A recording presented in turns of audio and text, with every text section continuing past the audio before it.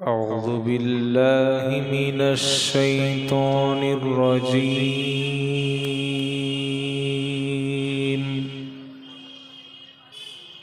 بسم الله الرحمن الرحيم.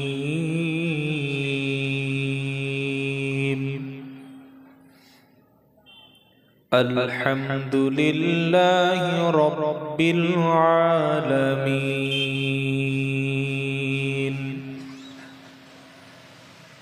الرحمن الرحيم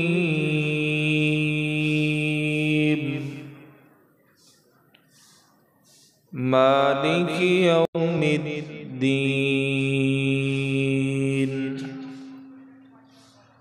إياك نعبد وإياك نستعين. اهدنا الصراط المستقيم صراط الذين أنعمت عليهم غير المغضوب عليهم ولا الضالين.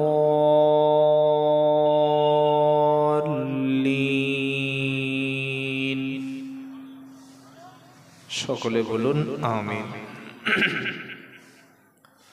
صدق الله العظيم. اللهم صل على سيدنا مولانا محمد وعلى آله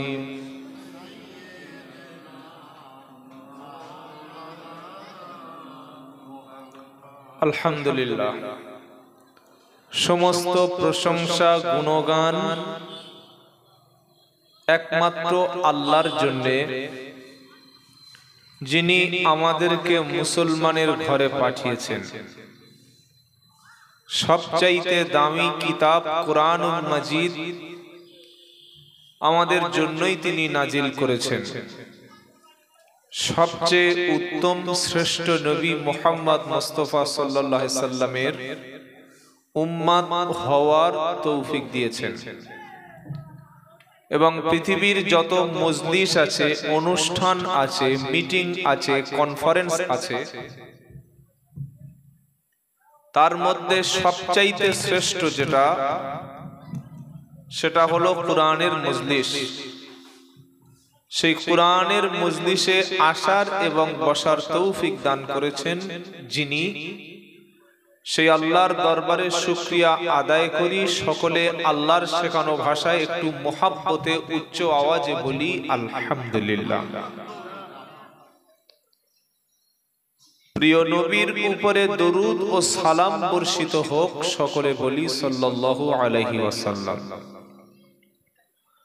আজকের জলসার সম্মানিত সভাপতি সাহেব, বিশেষ করে আপনাদের এই মসজিদ বা এই মহল্লার সম্মানিত ইমাম সাহেব, ওনার সঙ্গে আমার কথা হচ্ছিল একটু আগে। উনি বললেন 1978 সাল থেকে ফারেগ হওয়ার পর থেকে খেদমতে আছে। আমি ভাবছি, হুজুর আপনি যখন থেকে মসজিদের খেদমত করছেন তখন আমার জন্মই হয়। অনেক প্রবীণ মানুষ, আলেম মানুষ, আল্লাহ তাআলা তার খেদমত গুলো কবুল করুন, সকলে বলুন আমিন। ইমামকে সবাই সম্মান করেন তো? হ্যাঁ, কে কত সম্মান করে, কোন গ্রামের মানুষ ইমামের সম্মান করে, ওটা ইমামের মাইনে শুনলে বোঝা যাবে। আপনারা জিজ্ঞাসা করবো না, যা দেন আলহামদুলিল্লাহ, আল্লাহ চালিয়ে দেয়। কি বুঝলেন? আমার আগে মাওলানা সাহেব কথা বলছিলেন, অনেক ভালো ভালো কথা। আল্লাহ তাআলা সেগুলিকে আমাদের মেনে নেওয়ার তৌফিক দিন, বলুন আমিন। আপনারা যারা সন্ধ্যা থেকে বসে বসে শুনছেন আল্লাহর কথা, রাসূলের কথা, আল্লাহ যেন এই কথাগুলি আমাদের শুনে বাড়িতে গিয়ে কান থেকে বার না করে দিয়ে মেনে নেওয়ার তৌফিক দেন। একটু আমিন বলুন। জলসা যত দিন যাবে বাড়বে, কমবে না। এটা মনে রাখবেন, জলসা শুধু বেড়েই চলবে। কেন বাড়বে? এটা করতে গিয়ে একটু কষ্ট হয়, কিন্তু লস হয় না। আমার কথাটা একটু উল্টো উল্টো লাগে, তাই অনেকের কাছে আমি খারাপ লোক। জলসা করতে গিয়ে একটু কষ্ট হয়, কেউ চাঁদা দেয়, কেউ বাধা দেয়, কিন্তু শেষ পর্যন্ত পয়সা উঠে যায়, মানে আল্লাহর বান্দারা দিয়ে দেয়। দেয় কি দেয় না? দেয়। প্রথমে ঠিক হলো একটা জলসা হবে, একটা ডেট ঠিক হলো, মিটিং এ বসে হুজুরদের কাছে ফোন করা হয়, বক্তাদের কাছে ফোন করা হয়। কারা ফোনটা করে? সাধারণ ছেলে বলে। কিছু কথা শুনে রাখুন, ইনশাআল্লাহ কাজে লাগে। যখন কোনো মিটিং এ বসে জলসার সিদ্ধান্ত হবে, মাশওয়ারা ভিত্তিক, আলোচনা ভিত্তিক করবেন, এবং এই জলসার সভাপতিকে একজন আলেম বানাবেন। আলেম, যিনি আলেম নন তাকে যদি জলসার সভাপতি বানান, এই কাজটা ভুল পথে পরিচালিত হবে। কারণ বেশিরভাগ ছেলেরা সাধারণ ছেলে, বক্তার বক্তব্য শুনে নেটে ভালো লেগে যায়, আমরা দাওয়াত করে নিই। আমাদেরকে ভাবতে হবে যে আমাদের জলসা দেওয়ার উদ্দেশ্যটা কি।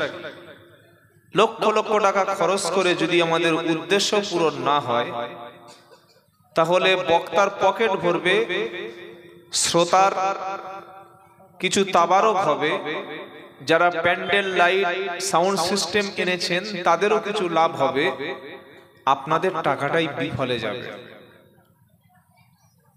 চেষ্টা করবেন সমস্ত জলসাগুলো পাড়ায় ছোট্ট ছোট্ট না হয়ে একটা বড় জলসা করা। আপনি যদি উত্তরবঙ্গে যান, দিনাজপুর, মালদায় যান, একটা একটা জলসায় 5,000, 2,000, 10,000 করে লোক হয়, জনগণ।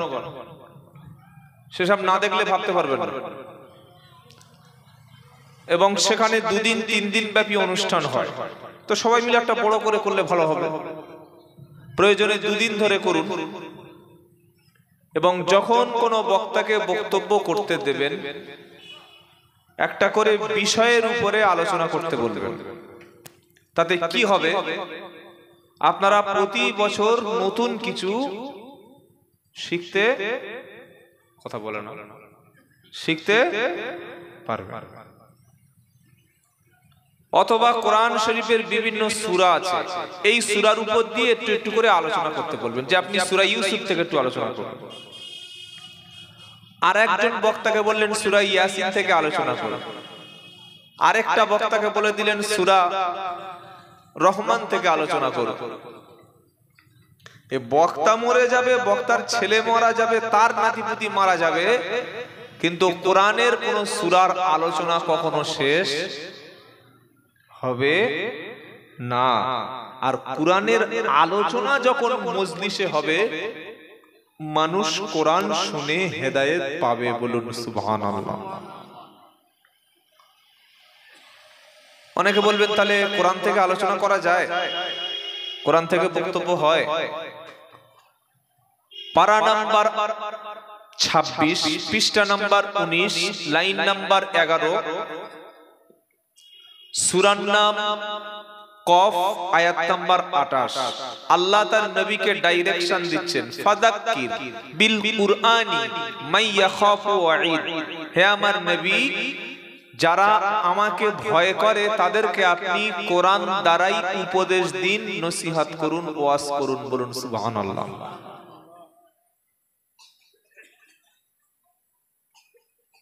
এবার অনেকে বলতে পারেন যে কোরআন শুনলে, কোরআনের আলোচনা হলে, এই যে প্রচলিত জলসা সিস্টেমটা একটু আপডেট করে যদি আমরা কোরআনের মাহফিল করি, তাফসিরুল কোরআন মাহফিল করি, এতে কি মানুষের লাভ হবে? পারা নাম্বার 15, পৃষ্ঠা নাম্বার 9, লাইন নাম্বার 2, আয়াত নাম্বার 82, সূরার নাম বানী ইসরাইল। আল্লাহ বলছেন, অনুনাজ্জিলু মিনাল কুরআনি মা হুয়া শিফাউ ওয়া রাহমাতুল লিল মুমিনিন। আমি এই কোরআনটাকে পাঠিয়েছি মুমিনদের জন্য রোগের প্রতিষেধক এবং আমার পক্ষ থেকে শ্রেষ্ঠ দয়া হিসাবে। বলুন সুবহানাল্লাহ। এবার কেউ প্রশ্ন করে যে কোরআনের মাহফিল দিলে আমাদের কোনো সওয়াব হবে? হবে না? হবে না? কোরআনের তাফসীরুল কোরআন মাহফিল শুধু কোরআন থেকেই আলোচনা চলবে, ব্যাখ্যা চলবে, যদি হয় কোনো সওয়াব হবে কি? পারা নাম্বার 9, পৃষ্ঠা নাম্বার 14, লাইন নাম্বার 14, সূরার নাম আল আ'রাফ। আল্লাহ বলছেন, ওয়াইদা কুরিয়াল কুরআনু ফাসতামিউ লাহু ওয়া আনসিতু লাআল্লাকুম তুরহামুন। যখন কোরআনুল কারীম কোন জায়গায় তেলাওয়াত হয়, তোমরা যদি ধীর স্থিরভাবে শোনো, মনোযোগ সহকারে শোনো, ডিপলি অ্যাটেনশন দিয়ে সেটাকে শ্রবণ করো, তো আশা করা যায় আল্লাহ তাআলা বলছেন তোমাদের উপরে আমার রহমত নাজিল হবে। বলুন সুবহানাল্লাহ। এগুলো বানালাম নাকি আল্লাহর কোরআন থেকে বললাম? নগদ লাভ। কি লাভ? নগদ লাভ। বাকি কি হবে ওটা বলতে পারবো না। কাল সকালে কে নামাজ পড়বে, কে পড়বে না, কে দাড়ি চাঁচবে, কি রাখবে, সেটা আলাদা ব্যাপার। কিন্তু কোরআন থেকে তাফসীর যখন হবে, আলোচনা যখন হবে, এই নগদ লাভগুলো আল্লাহ বলেছেন, সেটা আমি অনুবাদ করে শোনালাম। আমার কথা না, আল্লাহর কথা। অনেকে প্রশ্ন করতে পারেন, যদি এভাবে বিষয় ভিত্তিক সূরাগুলো আলোচনা করা হয়, তাহলে তো কোরআন শরীফের সূরা আয়াত পড়তে পড়তে শেষ হয়ে যাবে। কি গো? আল্লাহ বলছেন, পারা নাম্বার 21, পৃষ্ঠা নাম্বার 12, লাইন নাম্বার 14, আয়াত নাম্বার 27, সূরার নাম লুকমান। আল্লাহ বলছেন, ওয়ালাউ আন্না মা ফিল আরদি মিন শাজারাতিন আকলামু ওয়াল বাহরু ইয়ামুদ্দুহু মিন বা'দিহি সাবআতু আবহুরিম মা নাফিদাত কালিমাতুল্লাহ। আল্লাহ পাক বলছেন, আমার কোরআনের কলেমার ব্যাখ্যা লিখতে লিখতে যদি, লেখার জন্য যদি পৃথিবীতে যতগুলো গাছ আছে সবগুলোকে যদি কলম বানানো যায়, যতগুলো মহাসমুদ্র আছে, আটলান্টিক, ভারত মহাসাগর, বঙ্গোপসাগর, প্রশান্ত মহাসাগর, দক্ষিণ আমেরিকা মহাসাগর, যত রকমের মহাসাগর আছে, সাগর আছে, নদী আছে, সবগুলো যদি কালি বানানো যায়, আর পৃথিবীর সব গাছগুলো যদি কলম বানানো যায়, কলমও শেষ, কালিও শেষ, তারপরে কোরআনের ব্যাখ্যা শেষ হবে না। জোরে বলুন বাবাজিরা, আল্লাহ ভাইরা। তাহলে যখন আমরা অনুষ্ঠান করব, আমরা চেষ্টা করব কোরআন থেকে কথা শোনার, ইনশাআল্লাহ। বলুন তো আমি কি কোরআন থেকে একটু বলবো? সবাই শুনবেন তো ইনশাআল্লাহ? আল্লাহ কবুল করুক, সকলে বলুন আমিন। এবার অনেকে প্রশ্ন করবে, হুজুর লোক তো হেদায়েত হচ্ছে না, জলসা দিয়ে লাভটা কি? অনেকে বলে, পাড়ার ছেলেরা চাঁদা তুলতে গেছে, এই তোরা জলসা দিয়ে কি করবি রে? কোন লাভ হচ্ছে? লোক নামাজ পড়ছে। হযরতে নূহ নবী কত বছর ওয়াজ করেছিলেন কারো জানা আছে বাবা? 950 বছর। কত বছর? 950 বছর কলেমার দাওয়াত দিয়েছে ঘরের খেয়ে। আমরা তো টাকা নিয়ে আর খাই আর চলে যাই, তানারা নিজে খেয়ে এসে ঘরের খেয়ে দাওয়াত দিয়েছে, ওয়াজ করেছে। মাত্র 80 কজন? 80, 950 বছর। আর আমাদের মুহাম্মদ সাল্লাল্লাহু আলাইহি সাল্লাম 23 বছর কলেমা প্রচার করেছে, ওয়াজ করেছে, বয়ান করেছে, নসিহত করেছে, কিন্তু নিজের বাপের ভাই চাচা আবু তালেব এবং আবু লাহাবকে মুসলমান বানাতে। তাহলে কি আমি বক্তব্য শেষ করে দেব? কি জলসা বন্ধ হয়ে যাবে? হ্যাঁ, বলে যেতে হবে। বক্তারা যখন বক্তব্য শেষ করে, দেখুন একটা কথা বলে, ওয়ামা আলাইনা ইল্লাল বালাগ। বলে কি গো, বলে না? বলে না? এটার মানে কি? এটা কোরআন শরীফের সূরা ইয়াসিনের মধ্যে আছে, ওয়ামা আলাইনা ইল্লাল বালাগুল মুবিন।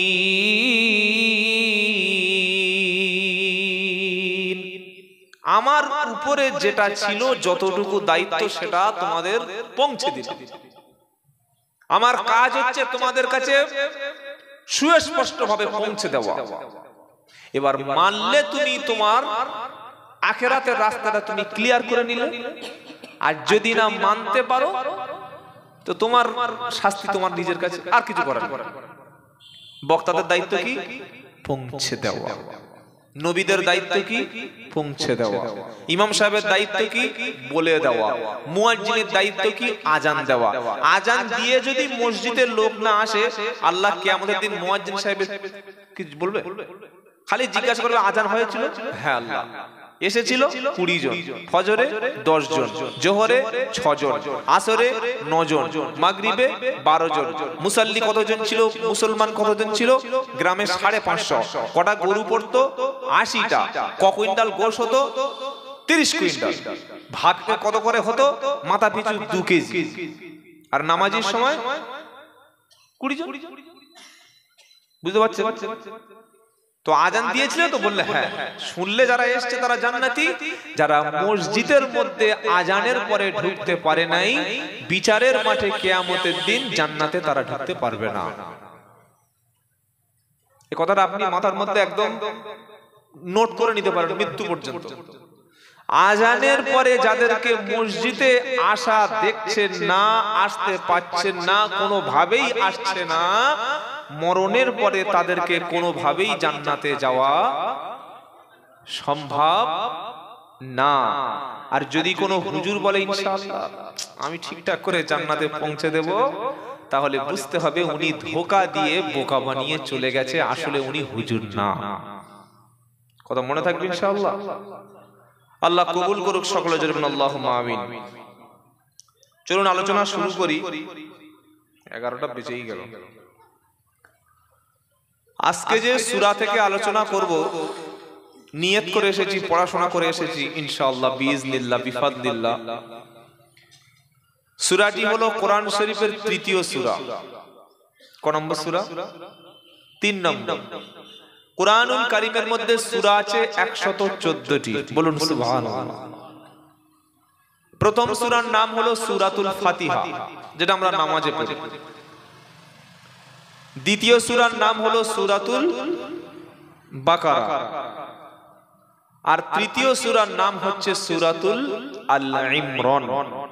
সূরা আল ইমরান। তবে আমি আলোচনা করব, আমি কথা বলবো, আমি ওয়াজ করব, আমি কোরআন বলবো, আমার কোনো ক্ষমতা নেই। আছে? আরে বলছেন না কেন? সুবহানাকা লা ইলমা লানা ইল্লা মা আল্লামতানা। আল্লাহ যদি দয়া করে কিছু আমাকে বলিয়ে নেন, তবে আমি বলতে পারবো। আমার কিছু বলার ক্ষমতা নাই। কি বলাবেন সেটা আল্লাহ জানে। আল্লাহর কাছে দোয়া করি, আল্লাহ অল্প কিছু সময়, সামান্য কয়েকটা মিনিট, কিছু 1-1.5 ঘন্টার মধ্যে এমন কিছু কথা আপনি বলিয়ে নিন যে কথাগুলো শুনলে আমার মতো পাপীটাও জাহান্নাম থেকে বেঁচে যাবে। আর এতগুলো মানুষ যারা ঘর ছেড়ে কাজের ক্ষতি করে মূল্যবান সময়টা নষ্ট করছেন, সময় দিচ্ছেন, এই ব্যক্তিগুলি যেন কোরআন থেকে হেদায়েত গ্রহণ করতে পারে। সকলে একটু বলুন আমিন। কোরআন পড়ার আগে একটা দোয়া আছে, সেটা হচ্ছে আউযু বিল্লাহ। এটা পড়া ওয়াজিব, বাধ্যতামূলক। কারণ শয়তান কোনোদিন চায় না মানুষ কোরআন শুনে, কোরআন শিখে, কোরআন পড়ে জান্নাতে যাক। শয়তান কোনোদিন চায় না। শয়তানের টার্গেট যে কোনো ভাবে আমি আমার দল বাড়াবো। ওই দলে কারা থাকবে? বেনামাজি, সুদখোর, ঘুষখোর, চোর, চিটিংবাজ, খুনি, বড় বড় বদমাশ, পকেটমার, যত বাজে কাজ আছে সব শয়তান করবে। তো শয়তান চাইবে তার দলের লোক বাড়ানো, আর আমরা মুসলমানরা কি চাইবো? জান্নাতি দলের লোক বাড়ানো। বলুন সুবহানাল্লাহ। জিতবে কে? ঈমানদার জিতবে, মুসলমান জিতবে, আমরা জিতবো ইনশাআল্লাহ। বলেন। তো কোরআন আলোচনা শুরুর আগে শয়তানের হাত থেকে বাঁচার জন্য সকলে আমার সাথে পড়ুন, আউযু বিল্লাহি মিনাশ শাইতানির রাজীম, বিসমিল্লাহির রহমানির রহিম। বিতাড়িত মরদুদ শয়তানের ওয়াসওয়াসা থেকে আল্লাহর কাছে পানাহা চাই। পরম করুণাময় মহান রবের নামে শুরু করছি, যিনি অতীব দয়ালু, দয়াবান। বলুন সুবহানাল্লাহ। আল্লাহর দয়ার কোনো শেষ নাই। তিনি যাকে ভালোবাসেন তাকেই ক্ষমা করে জান্নাত দিয়ে দেবেন। বলুন সুবহানাল্লাহ। আবার যদি মনে করেন কাউকে শাস্তি দেবেন। তিনি আজিজুন যুনতিকম, তার শাস্তি থেকে বাঁচানোর মতো ক্ষমতা পৃথিবীর কারো নাই।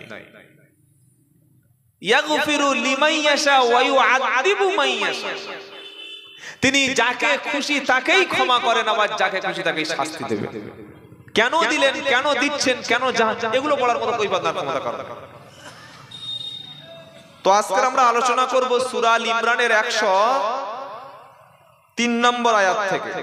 কত নম্বর আয়াত থেকে? 103 নম্বর আয়াত থেকে। দেখি যতটুকু সামনে যাওয়া যায়। আপনারা শুনবেন তো ইনশাআল্লাহ? অনেকে ভাবছে মনে হচ্ছে কোরআনটা খতম করে দেবে, কি না, দুটো তিনটে চারটে আয়াতের উপরে, যেন আপনারা মনে রাখতে পারেন আর আয়াতগুলো যেন আমাদের জীবনে স্মরণীয় হয়ে থাকে। বলুন আমিন। আল্লাহ বলছেন প্রথমে, ইয়া আইয়ুহাল্লাযীনা আমানুত্তাকুল্লাহা হাক্কা তুকাতিহি ওয়া লা তামুতুন্না ইল্লা ওয়া আনতুম মুসলিমুন। সুবহানাল্লাহ। এই যে ইয়া আইয়ুহাল্লাযীনা আমানু মানে হলো ও ঈমানদারেরা, জোরে বলুন না সুবহানাল্লাহ। আল্লাহ আমাদের বলছে, কাদের বলছে? আরে আমাদের মতো লোককে আল্লাহ বলছে। হ্যাঁ, এরকম ইয়া আইয়ুহাল্লাযীনা আমানু, আমার মতো ছোট্ট মানুষ যতটুকু কোরআন গবেষণা করেছি প্রায় 86 বার আল্লাহ কোরআনুল কারীমে বলেছে ইয়া আইয়ুহাল্লাযীনা আমানু, 86 বার বলেছে। এখানেও বলছে ইয়া আইয়ুহাল্লাযীনা আমানুত্তাকুল্লাহা, ও বিশ্বাসী ঈমানদারেরা, যারা ঈমান এনেছো, যারা কলেমা পড়েছো, আমানুত্তাকুল্লাহ, আল্লাহকেই ভয় করো। কাকে? ভয়ের ব্যাখ্যা কি, কিভাবে ভয় করব? তাফসিরে ইবনে কাসির ব্যাখ্যা দিচ্ছে, আল্লাহকে ভয় করার শর্ত হলো 3টি। জোরে বলুন কয়টি? খুব ভালো করে শুনবেন, 3টি শর্ত। 1 নম্বর হলো আল্লাহর শুকরিয়া আদায় করতে হবে, আল্লাহর নাফরমানি করা। প্রত্যেকটা ক্ষেত্রে শুকরিয়া আদায় করব কার? আল্লাহর। প্রশংসা হবে কার? আল্লাহর। তিনি বাঁচান, তিনি আমাকে খাওয়ান, তিনি সুন্দর জীবন দিয়েছেন, সুন্দর বিবি দিয়েছেন, সুন্দর ঘর দিয়েছেন, এজন্য প্রশংসা হবে আল্লাহর। আর আল্লাহর নাফরমানি করা যাবে না।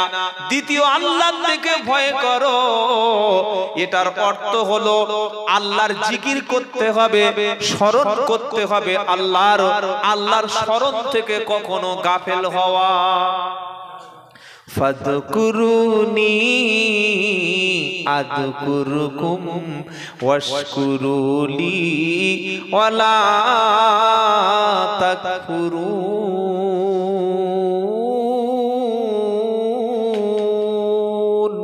আল্লাহু আকবার।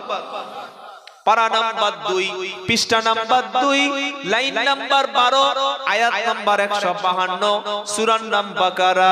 ফাযকুরুনি আযকুরকুম ওয়াশকুরুলি ওয়ালা তাকফুরুন। আল্লাহ বলছেন তোমরা আমার স্মরণ করো, আমি আল্লাহ তোমাদের স্মরণ করব। সুবহানাল্লাহ। ওয়াশকুরুলি, আমার শুকরিয়া আদায় করো, ওয়ালা তাকফুরুন, আমারও নাফরমানি নাশুকরি করো না। আল্লাহর ভয়ের দ্বিতীয় ব্যাখ্যা যে আল্লাহ জিকির করতে হবে, আল্লাহ স্মরণ করতে হবে। তৃতীয় ব্যাখ্যা কি? আনুগত্য করতে হবে শুধু আল্লাহর। আল্লাহর হুকুমের কোন হুকুমকে বিরোধিতা করা, কোন হুকুমকে বিরোধিতা করা, আল্লাহর কোন আইনকে অস্বীকার করা।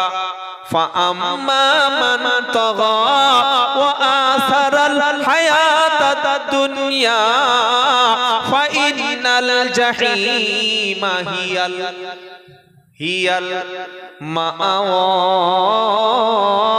30 পারা পারা 3য় পৃষ্ঠা 14 নম্বর লাইন 39 নম্বর আয়াত সূরা আবাসায় সূরা নাজিয়াতে আল্লাহ পাক বলছেন ফা আম্মা মান তাগা, যে ব্যক্তি আমি আল্লাহর অবাধ্য হবে, কি গো, হ্যাঁ, আর ও আসারাল হায়াতাদ দুনিয়া, আল্লাহর অবাধ্য হয়ে পৃথিবীর ধোঁকায় পড়ে যাবে। প্রচুর লোক আছে আল্লাহর অবাধ্য হয়ে পৃথিবীর ধোঁকায়, দুনিয়ার সংসারের ধোঁকায় পড়ে আল্লাহর আইনের অবাধ্য হয়ে গেছে, আছে না নাই? আল্লাহ কি বলছেন, ফাইনাল জাহিম হিয়াল মাআওয়া, তার ঠিকানা কিন্তু জাহান্নাম। নাউজুবিল্লাহ বলবেন না?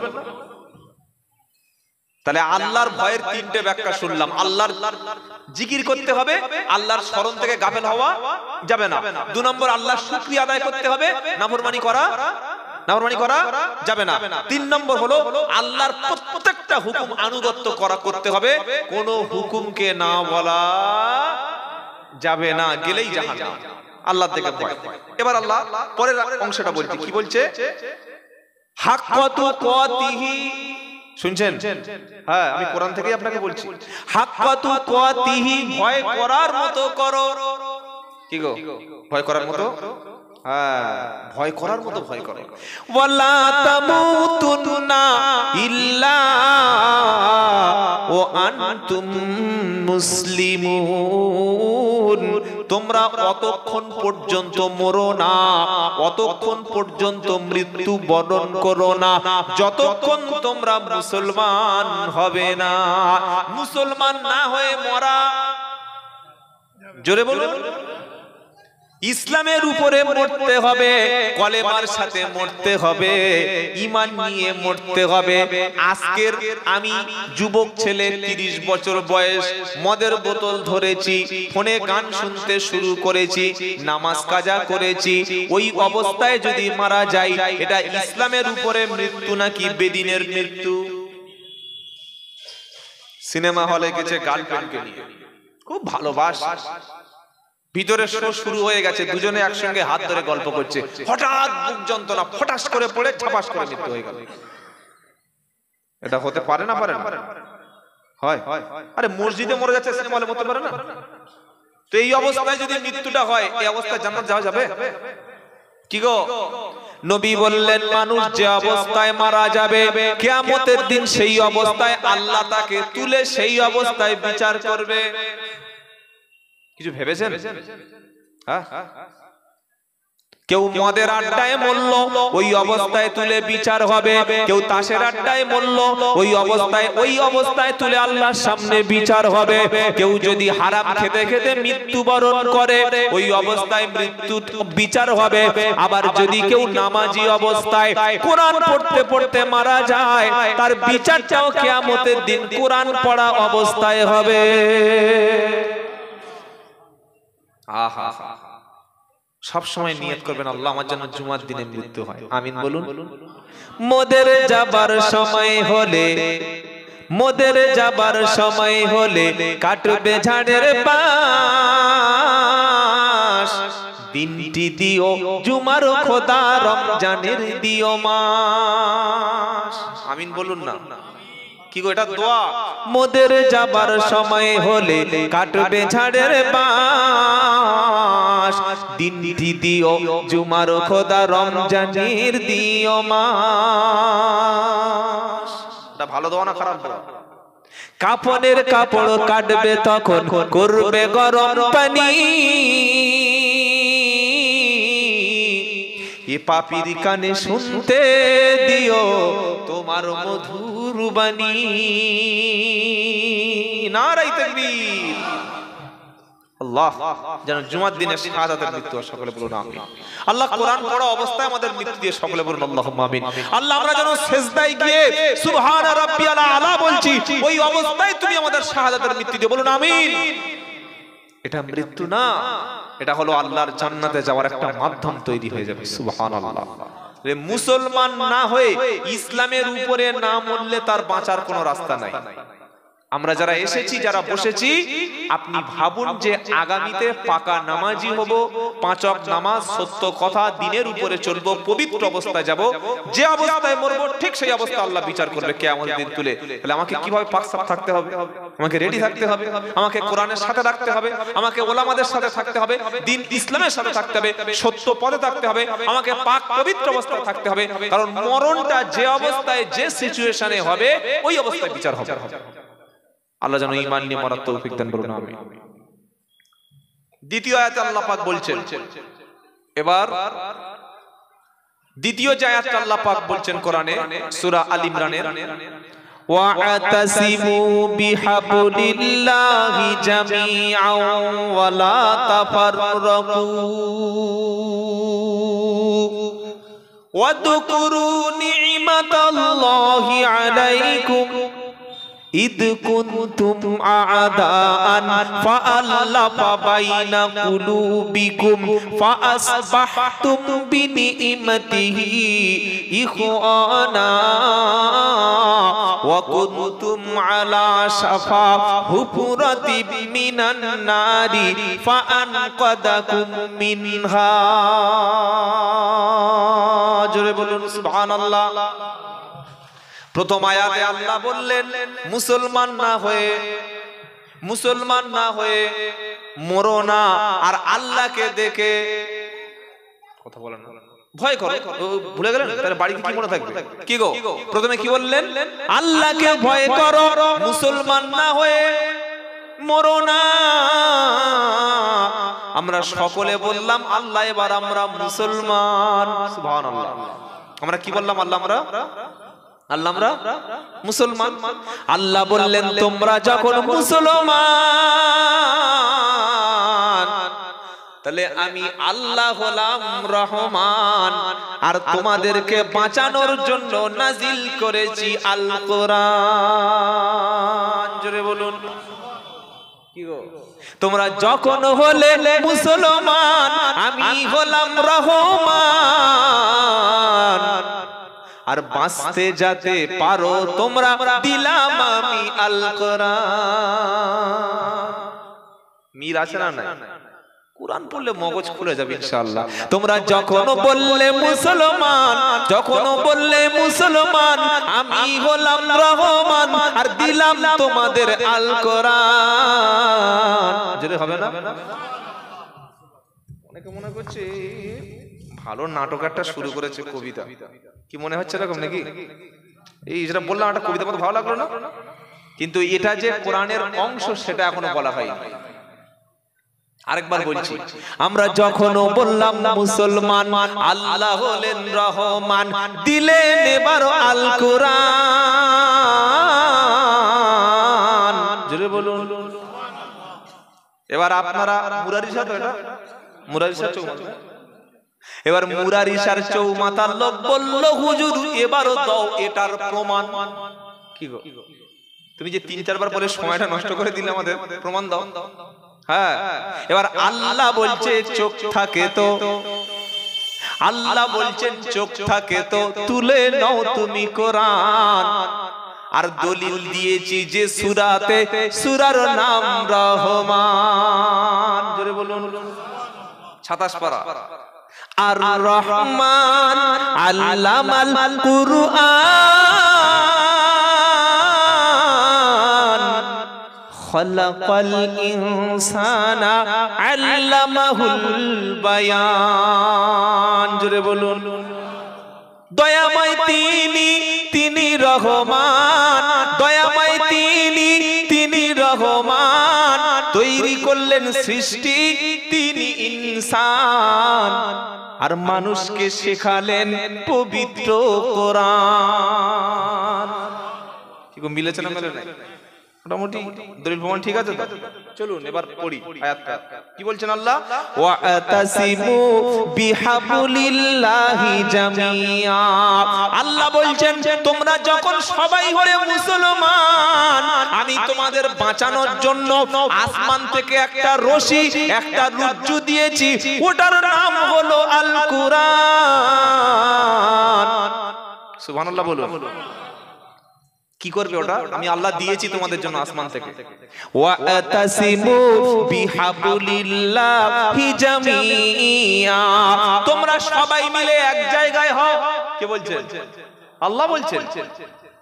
হ্যাঁ, সবাই সবাই মানে বিশ্বের 200 কোটি মুসলমান, হানাফি, শাফি, হাম্বলি, মালিকি, তাবলিগ, ফুরফুরা, আজানগাছি, কাদরিয়া, চিশতিয়া, দেওবন্দি, লামজাহাবি, তারপরে বসিরহাটি, ফুরফুরা, ওদিকে ফুলতুলি, পাতরচাবড়ি, যত রকমের ফেরকা আছো, দল আছো, সবাই তোমরা এক হও আর সবাই মিলে কোরআন ধরো।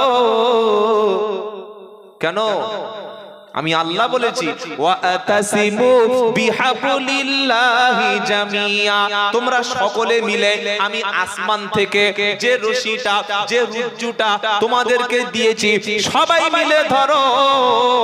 ওয়ালা তাফাররাকু, তোমরা যেন বিচ্ছিন্ন হয়ো না, তোমরা যেন ভেদাভেদ করো না, তোমরা যেন একটা পাড়ার মধ্যে দুটো তিনটে দল হয়ো না, একই থানার মধ্যে দুটো তিনটে মতবাদ সৃষ্টি করো না, তোমরা বিভিন্ন দলে ভাগ হয়ে পড়ো না, ঐক্য হয়ে থাকা হলো ফরজ। ঐক্য হয়ে থাকা আর ভাগ হয়ে যাওয়া হারাম। তাহলে আমাদের ওলামাদের উচিত সবাইকে এক জায়গায় আনা। আলহামদুলিল্লাহ, সবাইকে এক জায়গায় আনা নাকি মসজিদ, ঈদগাহ, জলসা ভাগ করা? কোনটা? সবাইকে এক জায়গায়। 4টে চোরকে এক জায়গায় বসিয়ে দেবেন, চোর এক জায়গায় বসে থাকবে। চোরদের, ডাকাতদের এক জায়গায় বসিয়ে দেবেন, ডাকাত থাকবে। 10টা পকেট মারকে এক জায়গায় বসিয়ে দেবেন, থাকবে। কিন্তু 10টা বক্তাকে এক জায়গায় তোলা যাবে? কি গো? অত সহজ নয় বন্ধু, অত সহজ নয়। তখন আমি বলবো মাওলানা সাহেব, মাওলানা নাকি বক্তব্য শুনে বেকার লোক কেরাউত করেছে কে? আর ওই মাওলানা সাহেব আমাকে আব্দুল্লাহ জুবায়ের পাকা চিটিং বা, তোরা পয়সা দিয়ে দাওয়াত করেছিস, খেয়ে কাজ নেই সব। কি বলবে না বলবে না? কি গো বন্ধু, আমরা একে অপরের বিরুদ্ধে ফতোয়া দিচ্ছি, স্টেজে বলছি কাফের, ও কাফের। যদি কাফের কাউকে বানিয়ে দিই, সে যদি প্রকৃত অর্থে কাফের হয় তো ভালো, আমি বেঁচে গেলাম। আর যদি তিনি কাফের না হন, উল্টে কোপটা এসে আমার ঘাড়ে পড়বে, আমি সঙ্গে সঙ্গে কাফের হয়ে যাব। এজন্য বুঝে শুনে কাউকে তাকফির করতে হয়। কি বলেছি কথা বুঝতে পেরেছেন?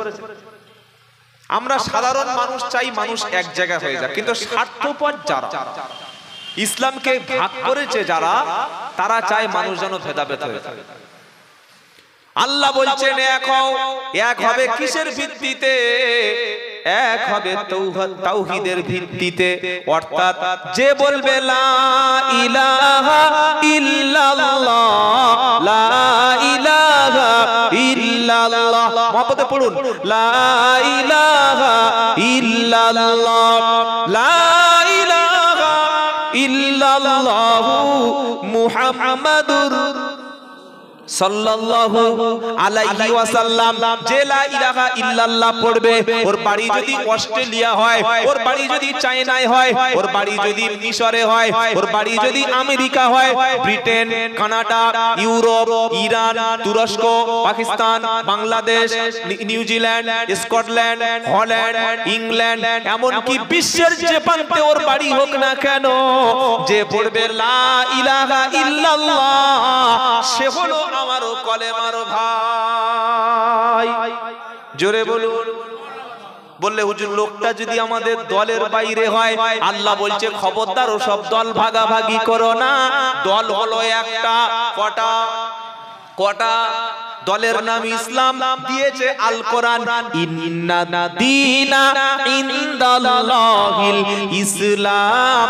তৃতীয় পারা সূরা আল ইমরানের 19 নম্বর আয়াত আল্লাহ বলছেন, আমি আল্লাহ আমার কাছে সবচাইতে পছন্দ, মনোনীত, গ্রহণীয়, অ্যাকসেপ্টেবল যে মতবাদ, তার নাম হলো ইসলাম। যে কলেমা পড়েছে সে আমার ভাই বললে দলিল চাই। পারা নাম্বার 26 সূরার নাম হুজরাত, আয়াত নাম্বার 10, ইন্নামাল মুমিনুনা ইখওয়া, আল্লাহ বলছেন তোমরা সমস্ত মুমিনরা হলো ভাই ভাই। জোরে হবে না সুবহানাল্লাহ? তাহলে কলেমা লা ইলাহা ইল্লাল্লাহ যে পড়বে তাকে কাফের বলা, তার সঙ্গে সালাম দিতে হবে, তার সঙ্গে মেয়ে বিয়ে দিতে হবে, তার বাড়িতে যেতে হবে, তাকে দাওয়াত করতে হবে, সে আমার ভাই। এবার আল্লাহ রাসূল পাক সাল্লাল্লাহু আলাইহি ওয়াসাল্লাম বলছেন তিনটি বৈশিষ্ট্যর মধ্যে তোমরা সব এক হয়ে যাবে। কিসের ভিত্তিতে তোমরা এক হবে? ভিত্তিটা কি? কিসের ভিত্তিতে এক হবে? আল্লাহ বলেছেন কলেমার ভিত্তিতে, তাওহীদের ভিত্তিতে, লা ইলাহা ইল্লাল্লাহর ভিত্তিতে এক হবে। আর রাসূল সাল্লাল্লাহু আলাইহি ওয়াসাল্লাম বলছেন তিনটি বিষয়ের উপরে তোমরা এক হয়ে যাবে। আমার কথা আপনারা বুঝতে অসুবিধা হচ্ছে বাবা? তিনটি বিষয়ের উপরে কি কি? এবার নবী সাল্লাল্লাহু আলাইহি ওয়াসাল্লাম বলেছেন তোমাদের মতোই যারা নামাজ পড়ে, তোমাদের কিবলাকে যারা কিবলা বলে মেনে নেয়, আর তোমাদের হাতের জবাই করা হালাল খাদ্য যারা খায়, তারা সকলে হলে তোমরা ভাই ভাই। জোরে বলুন সুবহানাল্লাহ।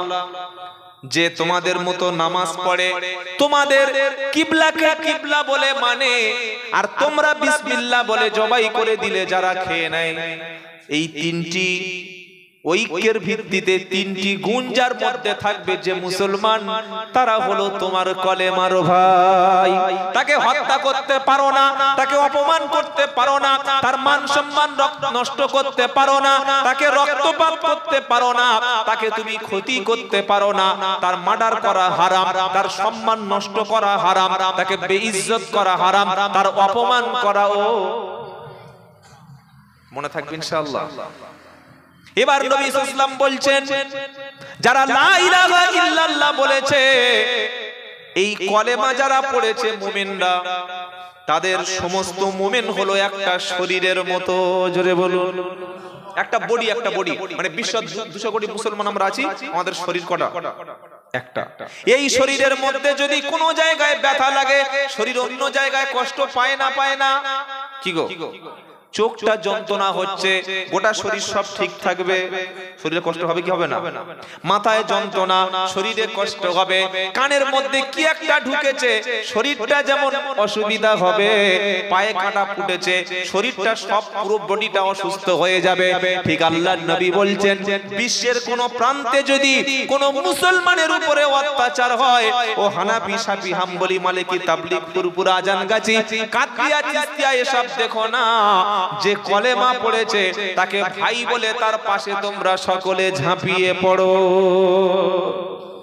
জোরে বলুন সুবহানাল্লাহ। এইটা স্বীকার যারা করতে পারে না, এটাকে মানতে যারা পারে না, তারা চায় যে মুসলমান অনৈক্যভাবে থাক। তাহলে আল্লাহ বললেন আসমান থেকে কি দিলাম? কোরআন। তোমরা সবাই মিলে মজবুত করে কোরআন ধরো, বিচ্ছিন্ন হয়ে যাও না, তোমরা ভাগ হয়ে যাও না, সবাই এক হয়ে যাও। কেন? ওয়াদকুরু নি'মাতাল্লাহি আলাইকুম ইদ কুনতুম আতা আনফা আল্লাফা বাইনা কুলুবিকুম। আমার আল্লাহ বলছেন আল্লাহর দয়াটা তোমরা, অনুগ্রহ তোমরা স্মরণ করো। ইসলাম কবুলের আগে তোমরা ছিলে পরস্পর শত্রু। কি গো? এই আয়াতটা নাজিল হয়েছে কেন? মদিনার মধ্যে দুটো দল ছিল, দুটো গোত্র ছিল, একটা হলো আউস আর একটা হলো খাজরাজ। এই দুটো গোষ্ঠী সব সময় মারামারি করত, একে অপরের বিরুদ্ধে যুদ্ধ করত, একে অপরকে হত্যা করত, একে অপরের সম্পদ নষ্ট করত। এরকম মারপিট, অশান্তি একদিন, দুদিন, 3 দিন, 4 দিন না, বছরের পর বছর, মাসের পর মাস, দিনের পর দিন, শতাব্দীর পর শতাব্দী এইভাবে যুদ্ধ চলছিল। ইসলাম যখন মদিনায় পৌঁছে গেল, আল্লাহর নবী যখন কলেমার দাওয়াতটা দিল, আউস এবং খাজরাজ এই দুটো দল, দুটো গোষ্ঠী সকলে যখন লা ইলাহা ইল্লাল্লাহ পড়ে নিল, সকলে তখন আল্লাহর নবীর সাথে একই প্লেটে খাবারও খেতে শুরু করলো। এ ওর মেয়েকে বিয়ে করলো, আর একটা গোষ্ঠীর মেয়েকে বিয়ে দিল। সকলে একসঙ্গে নামাজ পড়তে শুরু করলো, গায়ের সঙ্গে গা, পায়ের সঙ্গে পা নামাজ পড়তে শুরু করলো। একই সঙ্গে নবীর পিছনে দিন কায়েমের আন্দোলনে যোগ হলো।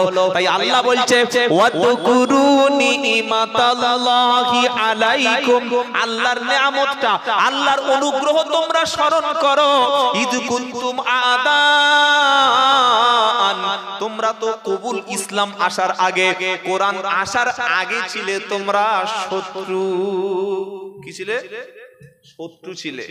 কোরআন এসে তোমাদের অন্তরের মধ্যে মোহাব্বত তৈরি করে দিল, আর তোমাদের মধ্যে হয়ে গেলে তোমরা সকলে কলেমার ভাই। বলুন সুবহানাল্লাহ। তাহলে যে এলাকায় মুসলমান থাকবে সেই এলাকার মধ্যে সবার মধ্যে মিল মোহাব্বত থাকবে। বাবাজিরা, আল্লাহওয়ালা ভাইরা, কোরআন এসে আমাদের মিল মোহাব্বত বাড়িয়ে দেয় না কমিয়ে দেয়? জোরে বলুন, সকলে বলুন।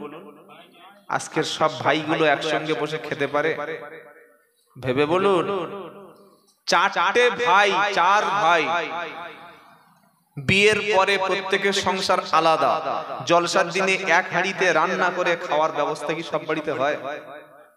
অত সহজ? তাহলে কোরআন এসে আমাদের জীবনের লাভটা কোথায়? আমরা কি করতে পারলাম?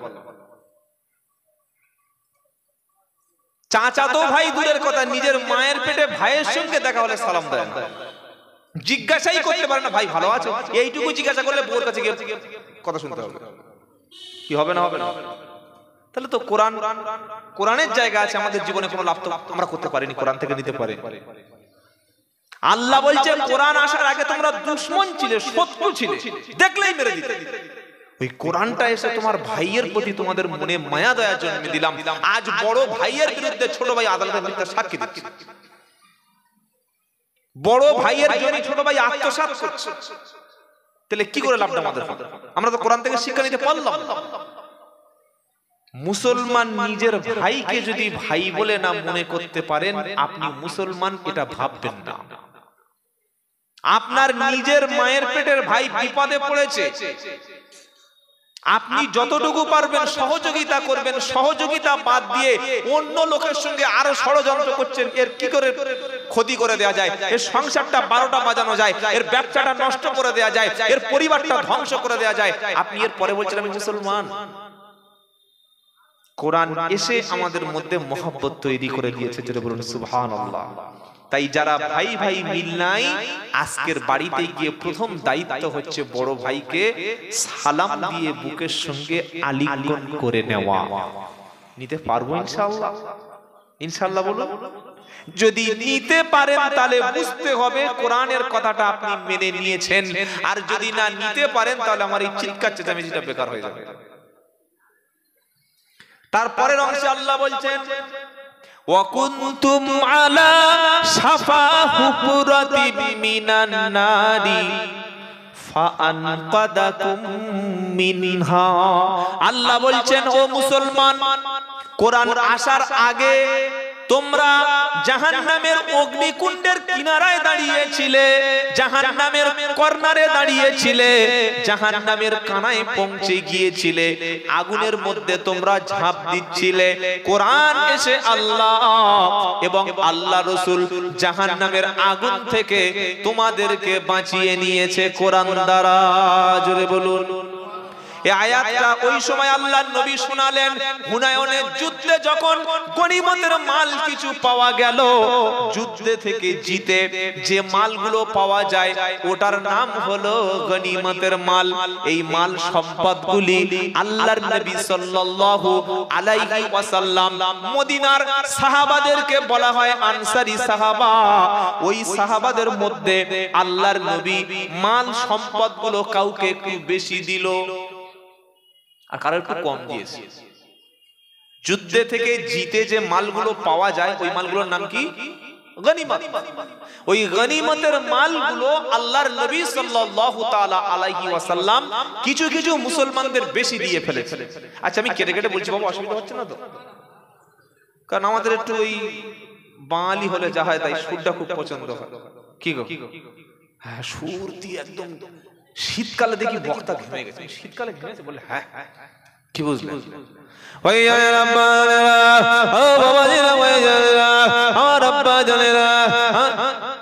একটা শব্দই বুঝতে পারছে না, খালি কা কা কা কা চা চা করে।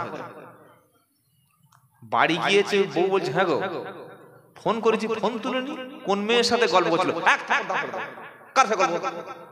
মিথ্যে কথা বলছে, আমার মাথা হাতে বলো, মেয়েদের যেরকম মাথা হাতে বলো, কোনো মেয়ের সাথে গল্প করনি। ছি ছি ছি, আমার দেখে তোর এরকম মনে হয়?